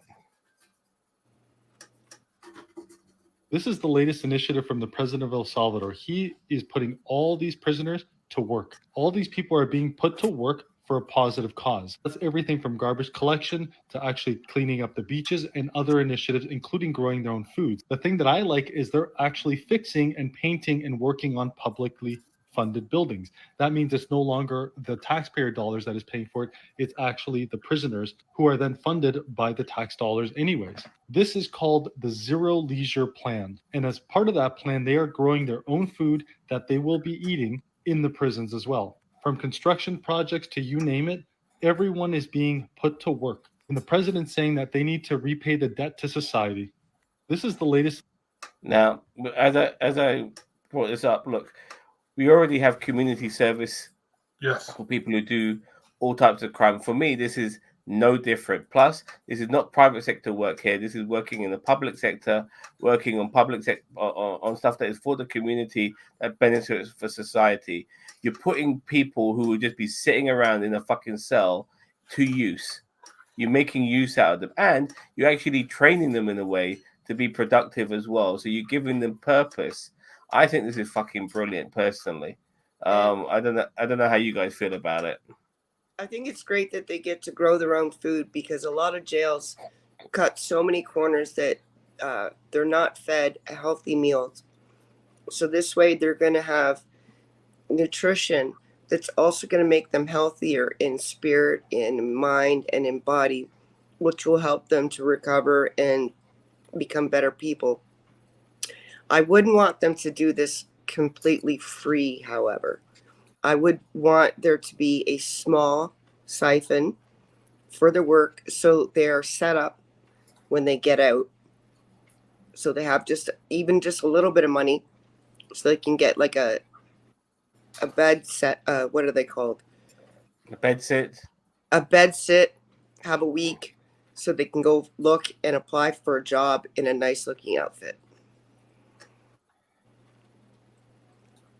Hey, Ned, enjoy the weekend. I don't see you until next live later, Gators. All right, we're on. Take care, mate. Yeah. And what about you, boss man? What do you think? I think it's partially a good idea, partially a bad idea. I think it's a good idea because, as Chrissy says, it gets people into more rehabilitation. But I'm against it in that the fact that it's trying to put people into basically slave labor, like or debt prisons, stuff like that. You know, like where people were sent to like work off their debts in prison, stuff like that. And the reason that we ended those. So I do agree with it in principle, but maybe like watch out for it. I'd say. I don't know. I don't look at it as slave. I don't look at it as though you're paying a debt to society. No. I'm not saying slave. I'm saying debt prisons weren't slavery. They were a different kind of thing. But that's where, like, if you let's say owed somebody money, you could be sent to prison for it. This was like back in like the Victorian times. You could do that. No, they got rid of it because they realised how immoral it is, and that's what I'm saying. This is what this could turn into. I'm not saying it will. I'm saying it's something that we need to monitor. And they do owe something to society, and it's a waste of their time and our money to let them sit in jail when they could be learning skills and paying off some of that debt by doing government jobs, not commercial private industries where they won't get paid, but get a small amount of money to do this work for the community. Pay. It's our tax money being used. Sorry, Chris, but I'm saying it's the tax money being used in the right way. If it was used by the private sector, they'll be getting free fucking labor, and our tax money will be going towards that. But this being used in the public sector, this is fantastic. Like I said, we already have community service where people have to do sometimes hundreds of hours of community work in order to pay off their debt to society. I don't see how this is any different for prisoners. It's the same thing, And, so and if you're growing your own food, the money that the jail saves and not having to buy that food can go towards a small wage. Yep.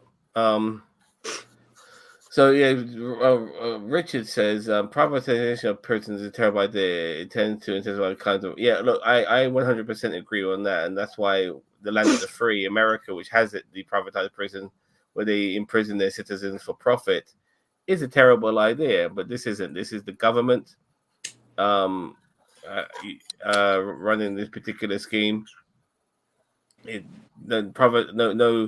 No corporation is being involved in this. They're not getting any benefits from out of this. All the public sector systems that are being renovated, being taken care of by prisoners. They are being used to improve society and improve themselves. Making them have some worth. This is all good things in my opinion. Because instead of like them being all huddled together and then basically having a schooling, a learning of being criminals when they get out and making factions, they're being put to use, and I'm all for it.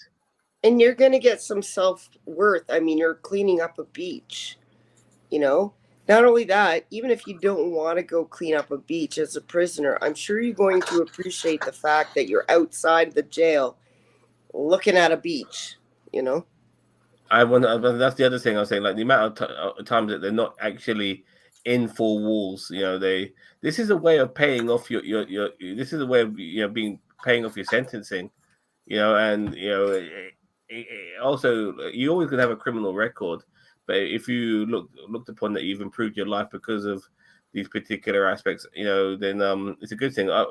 So much credit to El Salvador. I really hope this leads the way. I really do. This is fantastic. And as long as it doesn't get, unfortunately, there's a lot of corruption in a lot of countries. I hope this doesn't get corrupted, but in practice, but in theory, right now, it's a great idea. I agree. Yeah, okay, let's have a look at okay, now one of the things I really despise in today's society is pranks. I'm going to get one more comment here from Richard Bright. I think more needs to be done towards rehabilitation. Well, I do feel that this is rehabilitation though, Richard. This is a form of rehabilitation. Finding out what you're good at, so but yeah, corruption is also a danger as well. Anyway, let's check this out. You're going to learn how to do electricians, mechanics, farming, stuff like that. It's learning. Yeah, knowing that you've made changes to your country is a rehabilitation in its own sense. Anyway, before I start this next, let me just give you a quick synopsis. Pranks. We've seen these stupid pranks, and they're not even pranks; they're harassment. People fucking with other people who are minding their own business. and then when they get caught or they get almost beaten up, they go, "It's a prank, man! It's a prank! Look, there's a camera over there." Well, that shouldn't be your get out of jail free card for getting your fucking ass whipped, in my opinion. Check this out. All these people that's running around doing these pranks for clicks and views is losing their life left and right. This 19-year-old was unalive after he did a prank on a man that was just released from prison for manslaughter. Let me explain. This 19-year-old will walk up to random women that's walking with a man. It could be their husband or boyfriend, and he will hug them and say, "I miss you, baby. Don't act like you don't know me." He will also snatch food and drinks out of people's mouths and run. He wouldn't give the food back. He'll snatch the food and he'll throw it away on video. Also, when he's walking past people, he'll act like he's falling and spill drink and ruin their outfit. He would snatch women purses and people dogs and run. But one of the worst things I seen this kid do is walk up to random people and slap them and run. This kid walked into a restaurant and slapped the guy that looked like he was 70 years old and ran and laughed. Sometimes people would chase him, but he would laugh. He thought it was funny catching him on video chasing him. One day, this man, his wife, and his 2 children was having a picnic at a park. They had all their food and drinks on a towel. He walked up and grabbed the towel and ran with the towel. It threw all their drinks and food on the ground. The guy jumped up and chased him for about 3 minutes until the kid fell. When the kid fell, he jumped on him and beat him very bad, and he broke his neck. This man was only out of prison for 2 months for manslaughter, and now he went back. All these people that's running. Okay, a while back, there was a story of this guy who was in the shopping mall, and he got pranked on by this other guy, and he got shot. And before Shredder fell out with us, me and Shredder were discussing this, and I had no problems with the guy shooting this fucker because it was self-defense at the time. He had no idea that he was being pranked on, because, you know, why would you think that somebody jumping on you or whatever is a prank? You know, you think you're being attacked. You have people have guns for self-fucking defense. That's the whole point of it with the Second Amendment and all of that shit. And me and Shredder actually referred me to fucking Nigel Farage in my mindset regarding this, but it is self-defense. You know, you want to do shit like this, then you face the consequences.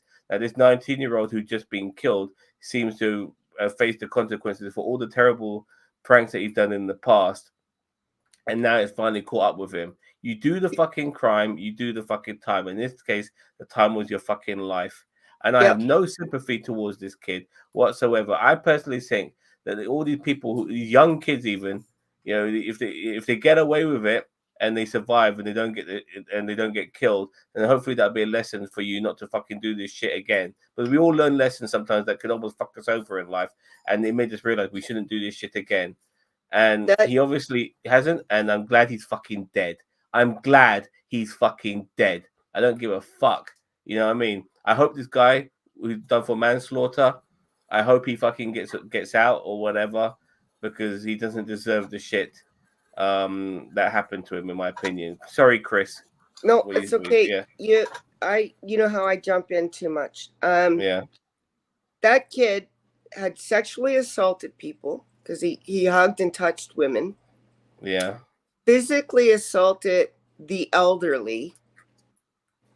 And then this guy who just got out of jail a couple months ago, you got to realize when someone's been in jail, they have been conditioned that they fight, and not just fight, but the fight is to the death or you die.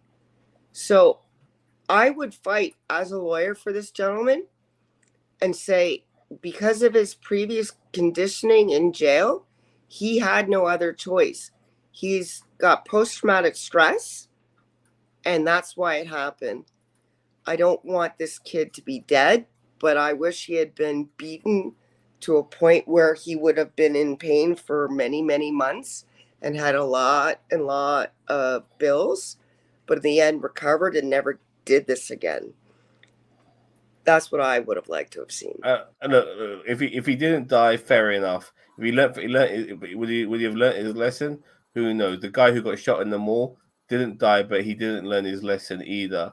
He actually tried to. He never learned his lesson. He tried to live off that particular moment. Regardless, I have no sympathies for these sort of people. No. You know, you fuck with people, and one day you're gonna fuck with someone you wish you never fucked with. Yeah. You know. No, but Gary, what are you gonna say? I disagree. I think that look, I get that. Like, I agree with what Christine said. He definitely crossed some personal boundary lines, but there's a difference between that and saying the guy's dead. I mean, like the kid's parents have got to know some funeral, and that's going to be on their conscience for the rest of their lives. That this kid's dead for what? For just doing something stupid.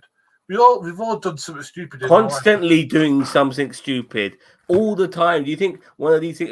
Look, we all have fucking parents. Yeah, all of us. You make it sound like like he's unique in that particular I never sense. said that. No, but you said you He's a be 19-year-old kid. Yeah, so what? He's your brain hasn't evolved properly yet. No, but but you think 19-year-olds are constantly doing this shit? There's people in their fucking 40s who are doing shit like this. You know what I mean? But I didn't do shit like this at that age because my parents would not have allowed it. Yeah, if I'd exactly. done it once, my parents would have been. I've done stupid things, but I've learned from them. This kid hasn't. That's the difference. And because he has never learned, he's finally faced the repercussions of his actions. But what the fuck do you think was going to happen eventually? If you kept doing this, you're going to fucking die or fucking be paralyzed or something. Something it was inevitable. What will happen to him happened to him. I'm sorry he's got parents that are going to be sad now, but the man that did the manslaughter has kids that aren't going to see their dad now. Whilst he was defending his family, this guy slapped people, like old people. He would steal food, all of these things. What do you think was going to happen to him, man? I have no sympathy for somebody, who was constantly living on the edge and didn't expect any repercussions for his actions. He, in my opinion, got everything he fucking deserved. And I'm glad, in my opinion as well, that one of these motherfuckers, there's one less of these motherfuckers to continue doing the shit that he's doing. The guy who was in prison for manslaughter prior, he's done this world a fucking service because he will never prank another innocent person again. And that's a good thing, as far as I'm concerned.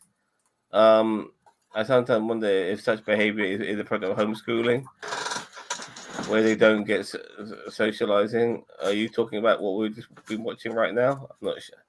I'm not 100% sure. Chris, are you able to hear us still? Yep. Yeah. I'm not sure if you agree with me with my last statement. What? I'm just saying, like, regarding this guy for what he did, that he's constantly doing these terrible pranks. Eventually, it's all going to come down upon him. Yeah, what do you expect to happen? And the fact that he's dead means that he will never harass innocent people ever again. And so the person who was done for manslaughter prior to this, in my opinion, has done so many possible people a service who would have easily been fucked over by this guy. And he will never do that again. And there's one less prankster in this world. The world's a better place with this fucking guy gone. In my opinion. He slapped a 70-year-old. What if that 70-year-old had a heart attack? What if he started doing the prank, the knockout punch, which they go up behind usually elderly people, knock them out, and they fall to the ground and hit their heads and crack them open?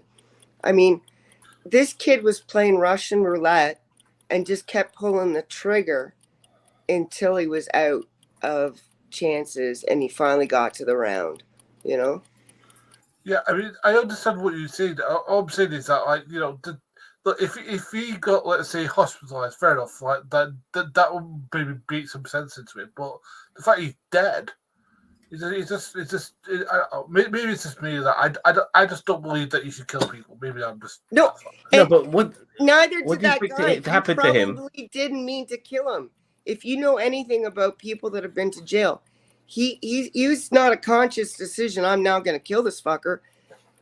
in jail, you're programmed to fight to the death, because if you don't, you're the one who dies. So he didn't go out of his way. I'm going to chase this guy down and kill the fucker.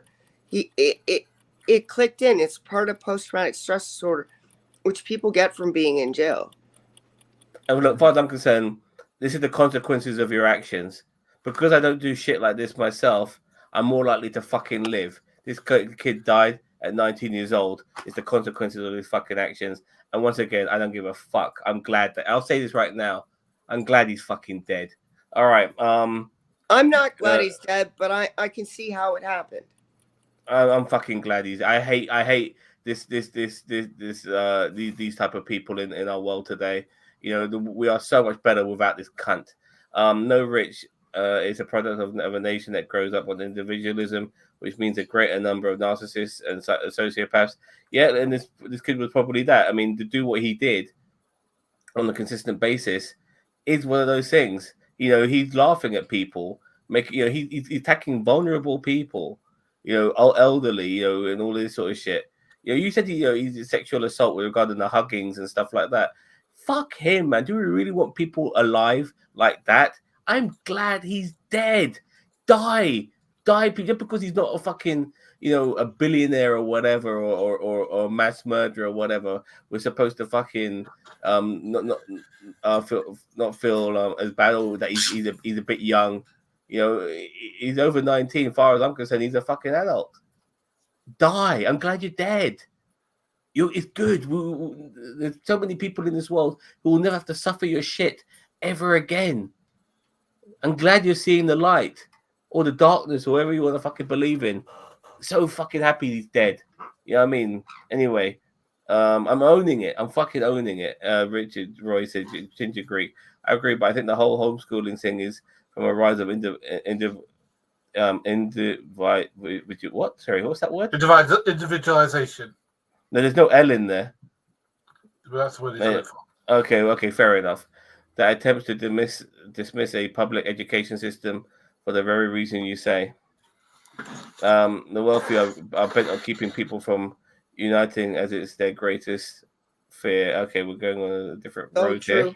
That's it results in the rise of dismissal of social interests and the rise of individualism.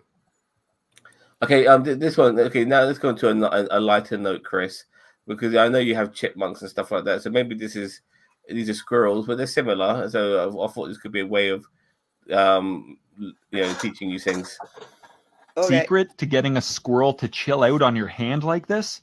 Step 1, create a squirrel haven by leaving out black oil sunflower seeds every day for at least a couple of weeks. Step 2, turn your hand into a food plate and identify a more courageous squirrel. Slowly approach them and see how they react. Some are skittish. You're looking for the brave one that won't bolt as you come near. Step 3, slowly and gently slide your food plate hand under the squirrel, making it convenient for them to eat from your hand. They initially might hop around a bit. Don't get discouraged, and don't let cute little raccoons distract you from the mission.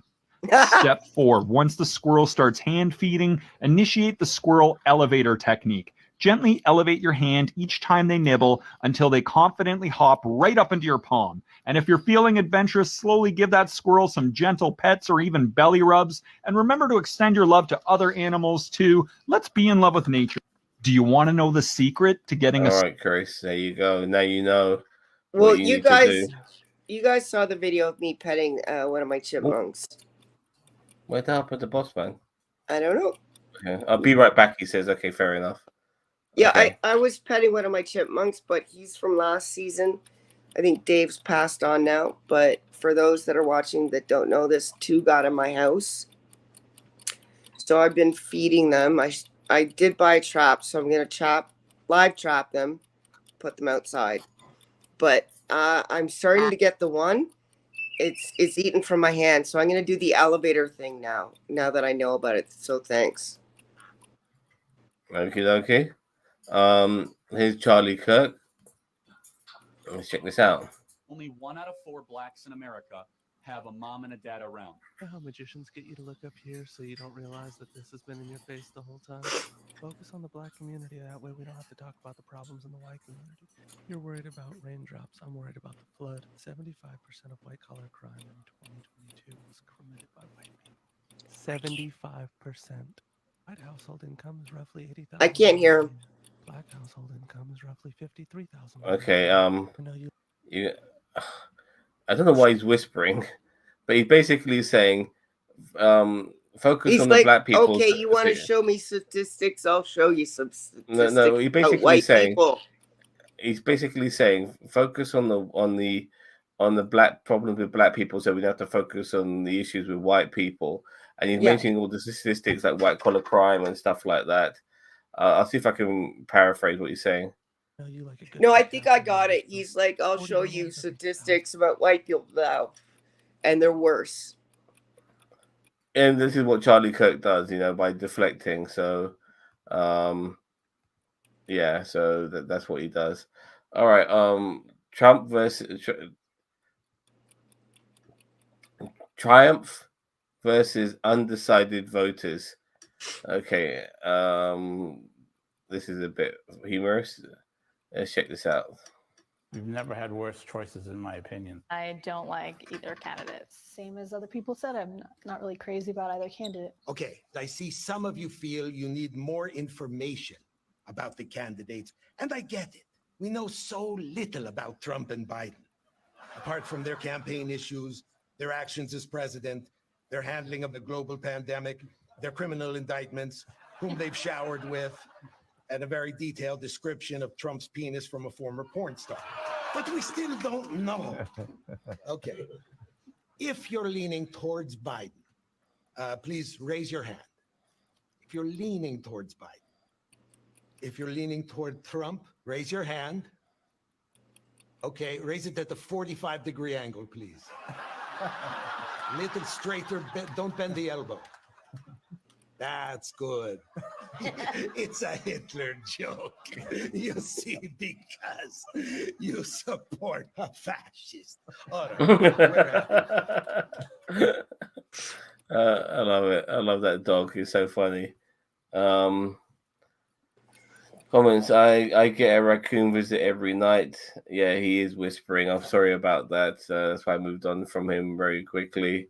But yeah, that dog was absolutely hilarious. Okay. I don't know if it's a copy, but there was a puppet like that started off in Canada at a late night show. I don't know if it's the same one, but it seems very similar. Okay, well, this is a LGBTQ streamer who plays video games and gets a lot of wins and is very good and has to deal with a lot of homophobic dickheads on stream. Check it out. I carried these guys to a win, and this was how they repaid me.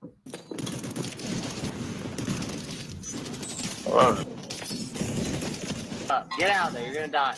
Don't tell me what to do. Get his Oh my god, wow. Whole fucking game? Oh my god.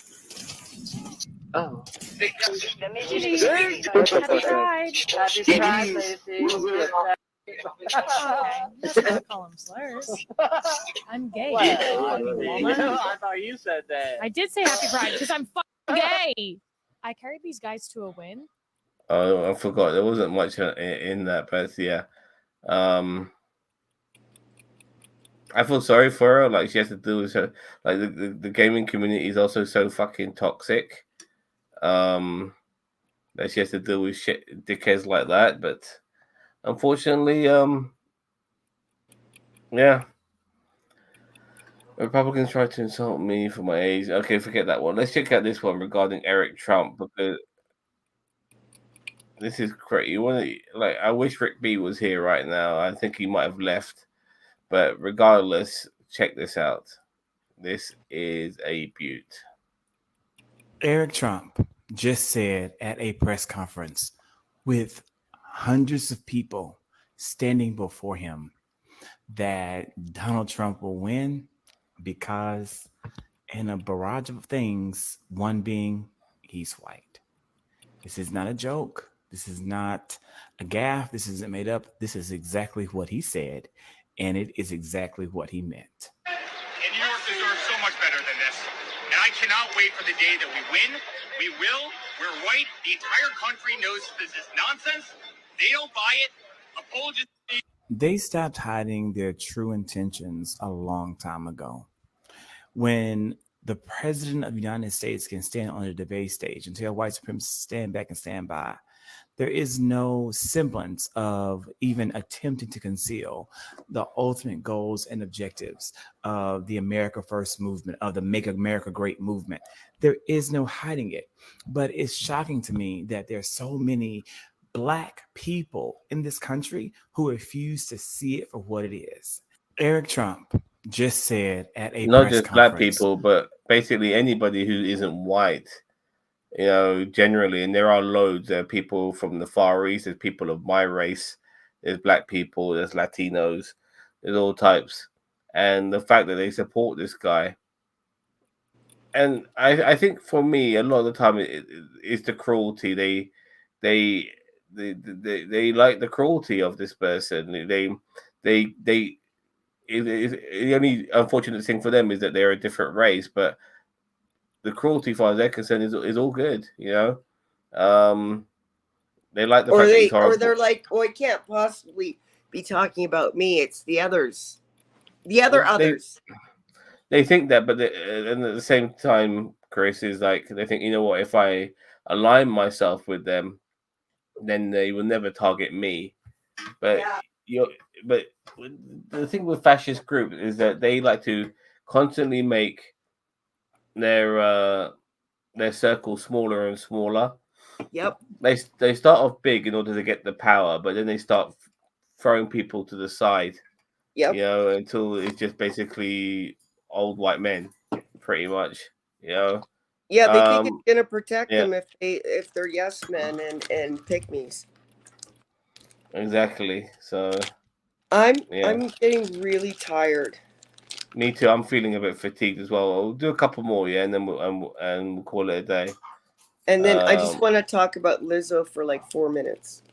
No problem. Here's a good one. I like this, and I'm gonna sound sexist by saying this, but I like this chick. All right, I like this fucking chick. She's great. Let's check it out.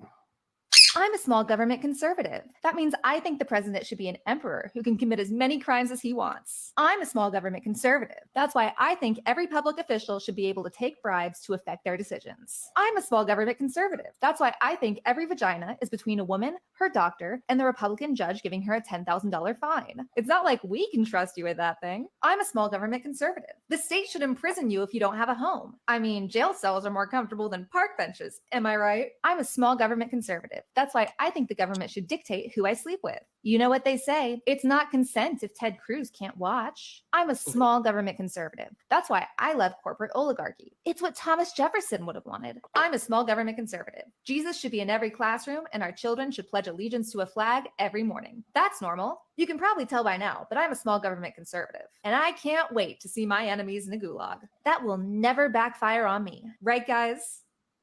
Guys? Guys? I'm a small government. That was nice, don't you think? It was very well said. And there's a lot of conservative women out there who are. This was the explanation regarding that, and yeah, if I support these men, they'll won't force me to go back in the kitchen if I've got a brain and I want to work at NASA. Yeah, they will. Yeah.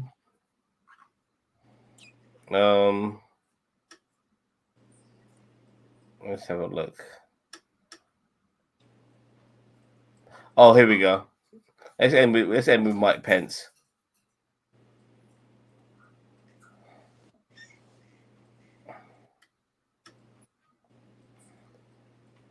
We're gonna end with Mike Pence, baby. Okay. They want to make rich people poorer and poor people more comfortable. It's been 4 years since this motherfucker said this, and I'm still trying to figure out how that's a bad thing. They want to make rich people poorer and poor people more comfortable. It's been 4 years since this motherfucker said this, and I'm still trying to figure out how that's a bad. There you go. As the Absolutely. final stuff. Because there's Mike Pence saying it how he thinks it is, thinking that this is a great thing to say, and gets away with it, as that guy said. This is a Republican, like rich people poorer, like rich people are rich. They're always going to be rich. Even when a rich person loses everything, they're still fucking rich. You know that they have assets and shit like that which they can sell off. They are, they're so taken care of. Yeah. Aren't they the ones telling us that we can just pull ourselves up by the bootstraps and it's easy to be a millionaire? Yeah. So what's the problem, guys? And he's like, they want to make rich people poorer. No, we just want to make them a little less fucking billionaires. So instead of 25 billion, you got 20 billion? So sad. If a rich person had $1 billion, I mean, they're set for life. You're so set for life. It's incredible. Wait, quiet you. And yet somehow poor people's lives more comfortable is also a bad thing. Like how dare poor people's lives be more comfortable? And oh god. And what we mean by comfortable is health coverage, a roof over your head, and some food to eat, and access to some education and a reasonable job. Yeah, exactly. All right. Well, that, guys, was my TikTok treasures. I had so much more, but you know what? I'll let it fold over in 2 weeks' time when I do come back, because this fucking cunt, Ginger Greek, will be taking the reins again from next week, as I will be off playing in a poker tournament. So wish me luck in that. Good luck. Thank you very much. So I won't be around next week, but Ginger will be. And yeah, thank you very much for watching. We here at I guess I'll do Lizzo another time. Oh, I'm so sorry. It slipped my mind. Go on. Do Lizzo. You always want me to add stuff to the show, and then you forget. I'm so sorry. Yeah. Go on, do For Lizzo. those that don't know, Lizzo is a performer, artist, singer who is an icon and I'm not using this to be insulting, this is their title, the fat community, that started off, I think, as a great idea, which was stop bullying people of different sizes. All for that. And stop discounting what we have to say just because we don't look skinny and pretty. Great, because just body size and shape and style doesn't dictate the quality of what your thoughts are and so on. And no one should be pointed at and laughed at. And so she sort of became the queen of this movement, right? And then this movement got a little off message and started saying you can be completely healthy, not just as a fat person, but as an obese person. So now people are starting to push back, saying, actually, that's not true, and you're spreading lies, and people's lives are in danger. Let's stop this. But the fat community was like, nope, we will not listen to this. You will not tell us any different. As a matter of fact, you will call us beautiful now too. And everyone who's not attracted to us is fat phobic. Everyone who doesn't believe the lies about us being completely healthy are fat phobic. So this brings us back to their queen, who was selling this message. This was her brand. She was selling it hard. She was going on tours. All her backup dancers were robust, larger women. Well, turns out their queen is a fat phobe, because apparently she was shaming her own dancers for gaining weight but that's only the beginning. She would force them, and I mean, they weren't mandatory group parties afterwards, but if you didn't show up, you're probably going to get fired. After parties. And they weren't just normal after parties. For instance, one in Amsterdam, and we all know Amsterdam, was at a club where people were nude. But not just nude, they were shooting stuff out of their coochie. And some were holding bananas down there. And oh, it's all funny. But some of the dancers don't want to be there and are very uncomfortable. But she's forcing them to stay and making fun of them. And then she forces them to participate by catching adult toys thrown from those parts of other women and to eat bananas, if you know what I'm talking about. And even forced one of her bodyguards to strip. So now the truth has come out. She's not this beautiful, wonderful human being that's, nice and kind to everyone, and acceptance, because she's quite big, accepting of other women like that. No, she's fat phobic herself.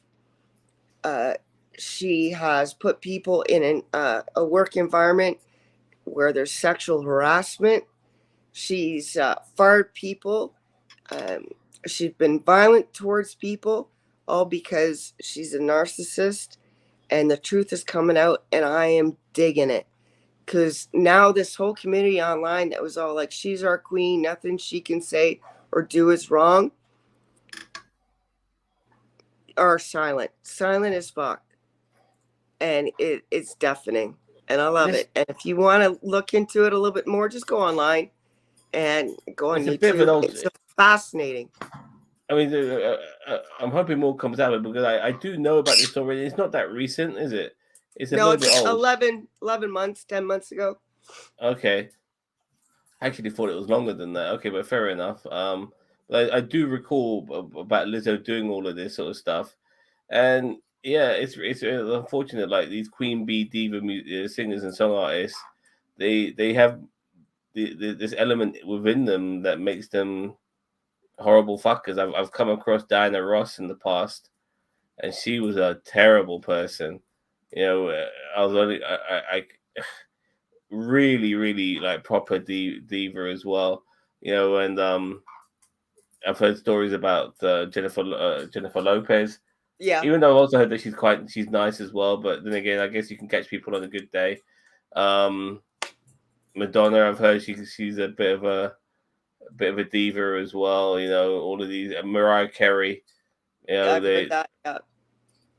So in a way, I'm not too surprised, but it's a shame, really. Even Taylor Swift, as good as she can be, there are sometimes she has certain demands and stuff like that. So even people like Lady Gaga as well. But there's a difference between being a diva because you've got talent and people like you and you just want a little bit of special treatment, and then compare that to someone who's forcing you into sexual acts at work and making fun of your weight, even though it's completely off your brand, where you're like fat empowerment. I agree. Yeah. But thanks for letting me share. Yeah, I'm sorry. I do apologize for almost cutting you off at the end. It did immediately slip my mind. I'm glad you put me on track. Last couple of comments here from Richard Roy. So I was wondering if we could make a red hat that says "Oops, I fucked up. My bad." I don't think many MAGAs would wear it, even though they probably would want to. I'd like to see it taken down from 20 billion. Taken down from 20 billion down to not more than maybe within a range of 10% range of any other wage. I just don't think somebody needs 20 billion. Like it's more money than you'll ever need. From 20 billion, even 5 billion. Like when you've got like $1 billion. If I had £1 billion right now, not only will my life be complete, like friends, family. I'll take care of them all. charities. I'm very skeptical on charities, but I always worry the money's never going to the people it needs to go to. That's my issue with charities generally. I always worry about where this money going to. Because a lot of sometimes charities sometimes be businesses, and and unfortunately a small percentage ends up going to the charity, while all the money goes to CEOs and shit like that. And these are just donations for fuck's sake. But you can go online and find the ones that have that by percentage wise, and the majority, you're right, I wouldn't give 99% of charities I wouldn't give to, but there's that 1%. Yeah, you have to dig and sit. But like I said, so many people in my life would be taken care of because of the money I would be able to give. But even I myself wouldn't need $1 billion. I'd be happy with like just to really live like the life of Riley. If I had like 100 million, that's more than I'll ever fucking need. Yeah. I wouldn't buy myself a luxury fucking yacht. Because those are unnecessary expenses. I'll get myself a boat. Like a little thingy. Whatever, which might cost me like maybe 40, 50 grand. So I wouldn't need to get myself a 60 million pound yacht or anything like that. And if you want to go on one of those yachts, you can rent it for the week. I have properties as well. Like I have properties in a few different countries that I can call home whenever I decide to travel, and I'll just live off the interest for the rest of my fucking life. Like £100 million. The interest you get on that alone, every year you're living a great life. It always made me wonder why people who have so much money can't just live off the interest they get from the money that they've earned, that they still need to earn fucking more. I mean, you're earning so much fantastic interest, you're sorted for life. It's and you weird don't like even that. you don't even really need a bunch of homes. You could, with that much money, you could stay in a penthouse in the city that you want to visit. Yeah, I guess. I mean, I'm just how I guess there's nothing wrong in that, but it's always. No, I mean, still, I mean, you might want a beach house, somewhere nice, and like a home in London, like, of course, but I wouldn't buy a shit ton of homes, maybe 3. Yeah. And the funny thing is, even though I said that I would have $1 billion, and I believe I don't know enough people, and all of that to even think that I'd be left with 100 million at the end. Right. Because there's this. I don't know enough people to distribute that money all around. I guess investments and stuff like that will come into play. So yeah, but the fact that £1 billion is £1 billion is not enough for billionaires is disgusting. It should be. Like you're gonna live the best fucking life, and that means things like yachts and stuff like that wouldn't cost 50, 60 million pounds because there'll be so much money filtering within the economy that the prices for things would be down considerably. Because there would be such a high rate of inflation because the economy would be swimming in cash because everyone's got it, not just the fucking top 1% who's got the most of it. Yeah. If you had $1 billion and you could just live off the interest, even if you knew 100 people and gave 100 people $1 million, you'd still be filthy rich. And living off that interest, set up your own charity where the money goes directly to who needs it. It'd be awesome. Yeah. Yep. I'm quickly looking right now regarding how much interest you make from your bank. From bank.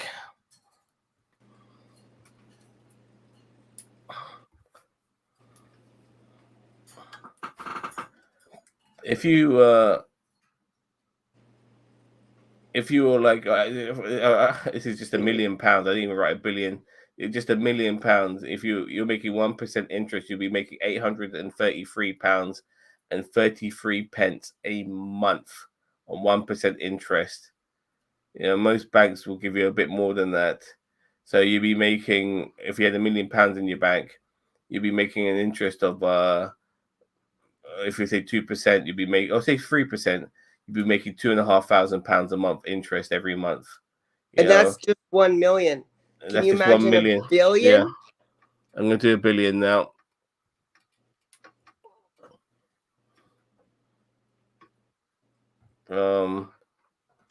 Was that like 8 million or 80 million? Yeah. So how much? There? I haven't got a proper result here. I think it'd be at least 80 million a The month. amount of interest that £1 billion would give you would depend on several factors, such as interest rate, compounding frequency, and the duration for which the money is invested. If you're looking for a simple estimate, you can use the formula for simple interest. Simple interest equals principal at times rate times time. So let's continue reading. So a simple interest would be like for 1 billion. This is a simple interest rate. You'd earn £20 million in a year at a 2% annual interest rate. That's from $1 billion. You know, you divide that, over 12 months. That's just under £1 million a month. And that's at 1%. That's at 2%. Okay, 2%. Well, if my bank saw me coming with $1 billion, they'd give you a better interest rate than that because they want your money. So. Yeah, it's just crazy. He's just set for. I mean, this is like wishful thinking. He's just set for fucking life. This is what happens when such wealth is used to manipulate the system. There's no earthly reason for people to have that kind of money. The danger is that, yeah, exactly. As Ginger points out, the system becomes geared towards the wealthy, which fears collective action and drives the system away from society. Civilizations collapse because of it. Cynically. Bang on. You'd probably be surprised how the system would work if it wasn't allowing wealth to concentrate at the top. Yeah, and like I said, like I said, if more people had more money, I mean, there's billions and billions and billions of pounds of assets and cash around. If that was spread around a lot more, and then say the richest man only had $1 billion or £1 billion, there's nobody richer than that. My God. Yeah, and society. They're taking this money and they're not even spending it. The mass amount of it sitting in the bank. If we spread it about, and not everyone was massively rich, but was comfortable, they would spend that dollar at a store. That store would pay their employee, who would take that money and spend it somewhere else. The economy would be stronger. Anyway, we should go. Yeah, exactly. I think 100 million would be done for anyone. Exactly. Yeah, it would be for me. I'd be set for life. Like I said, even that I could live off the interest alone on that. I'll be totally fine. Anyway, let's round things up. All right, everyone. Don't forget to like, share, subscribe to NerdTube, the greatest YouTube channel you never heard of. Excuse me. We're on Twitch. Twitch, yeah. And I'm gonna come up with a new series soon, discussing the politics around the WNBA.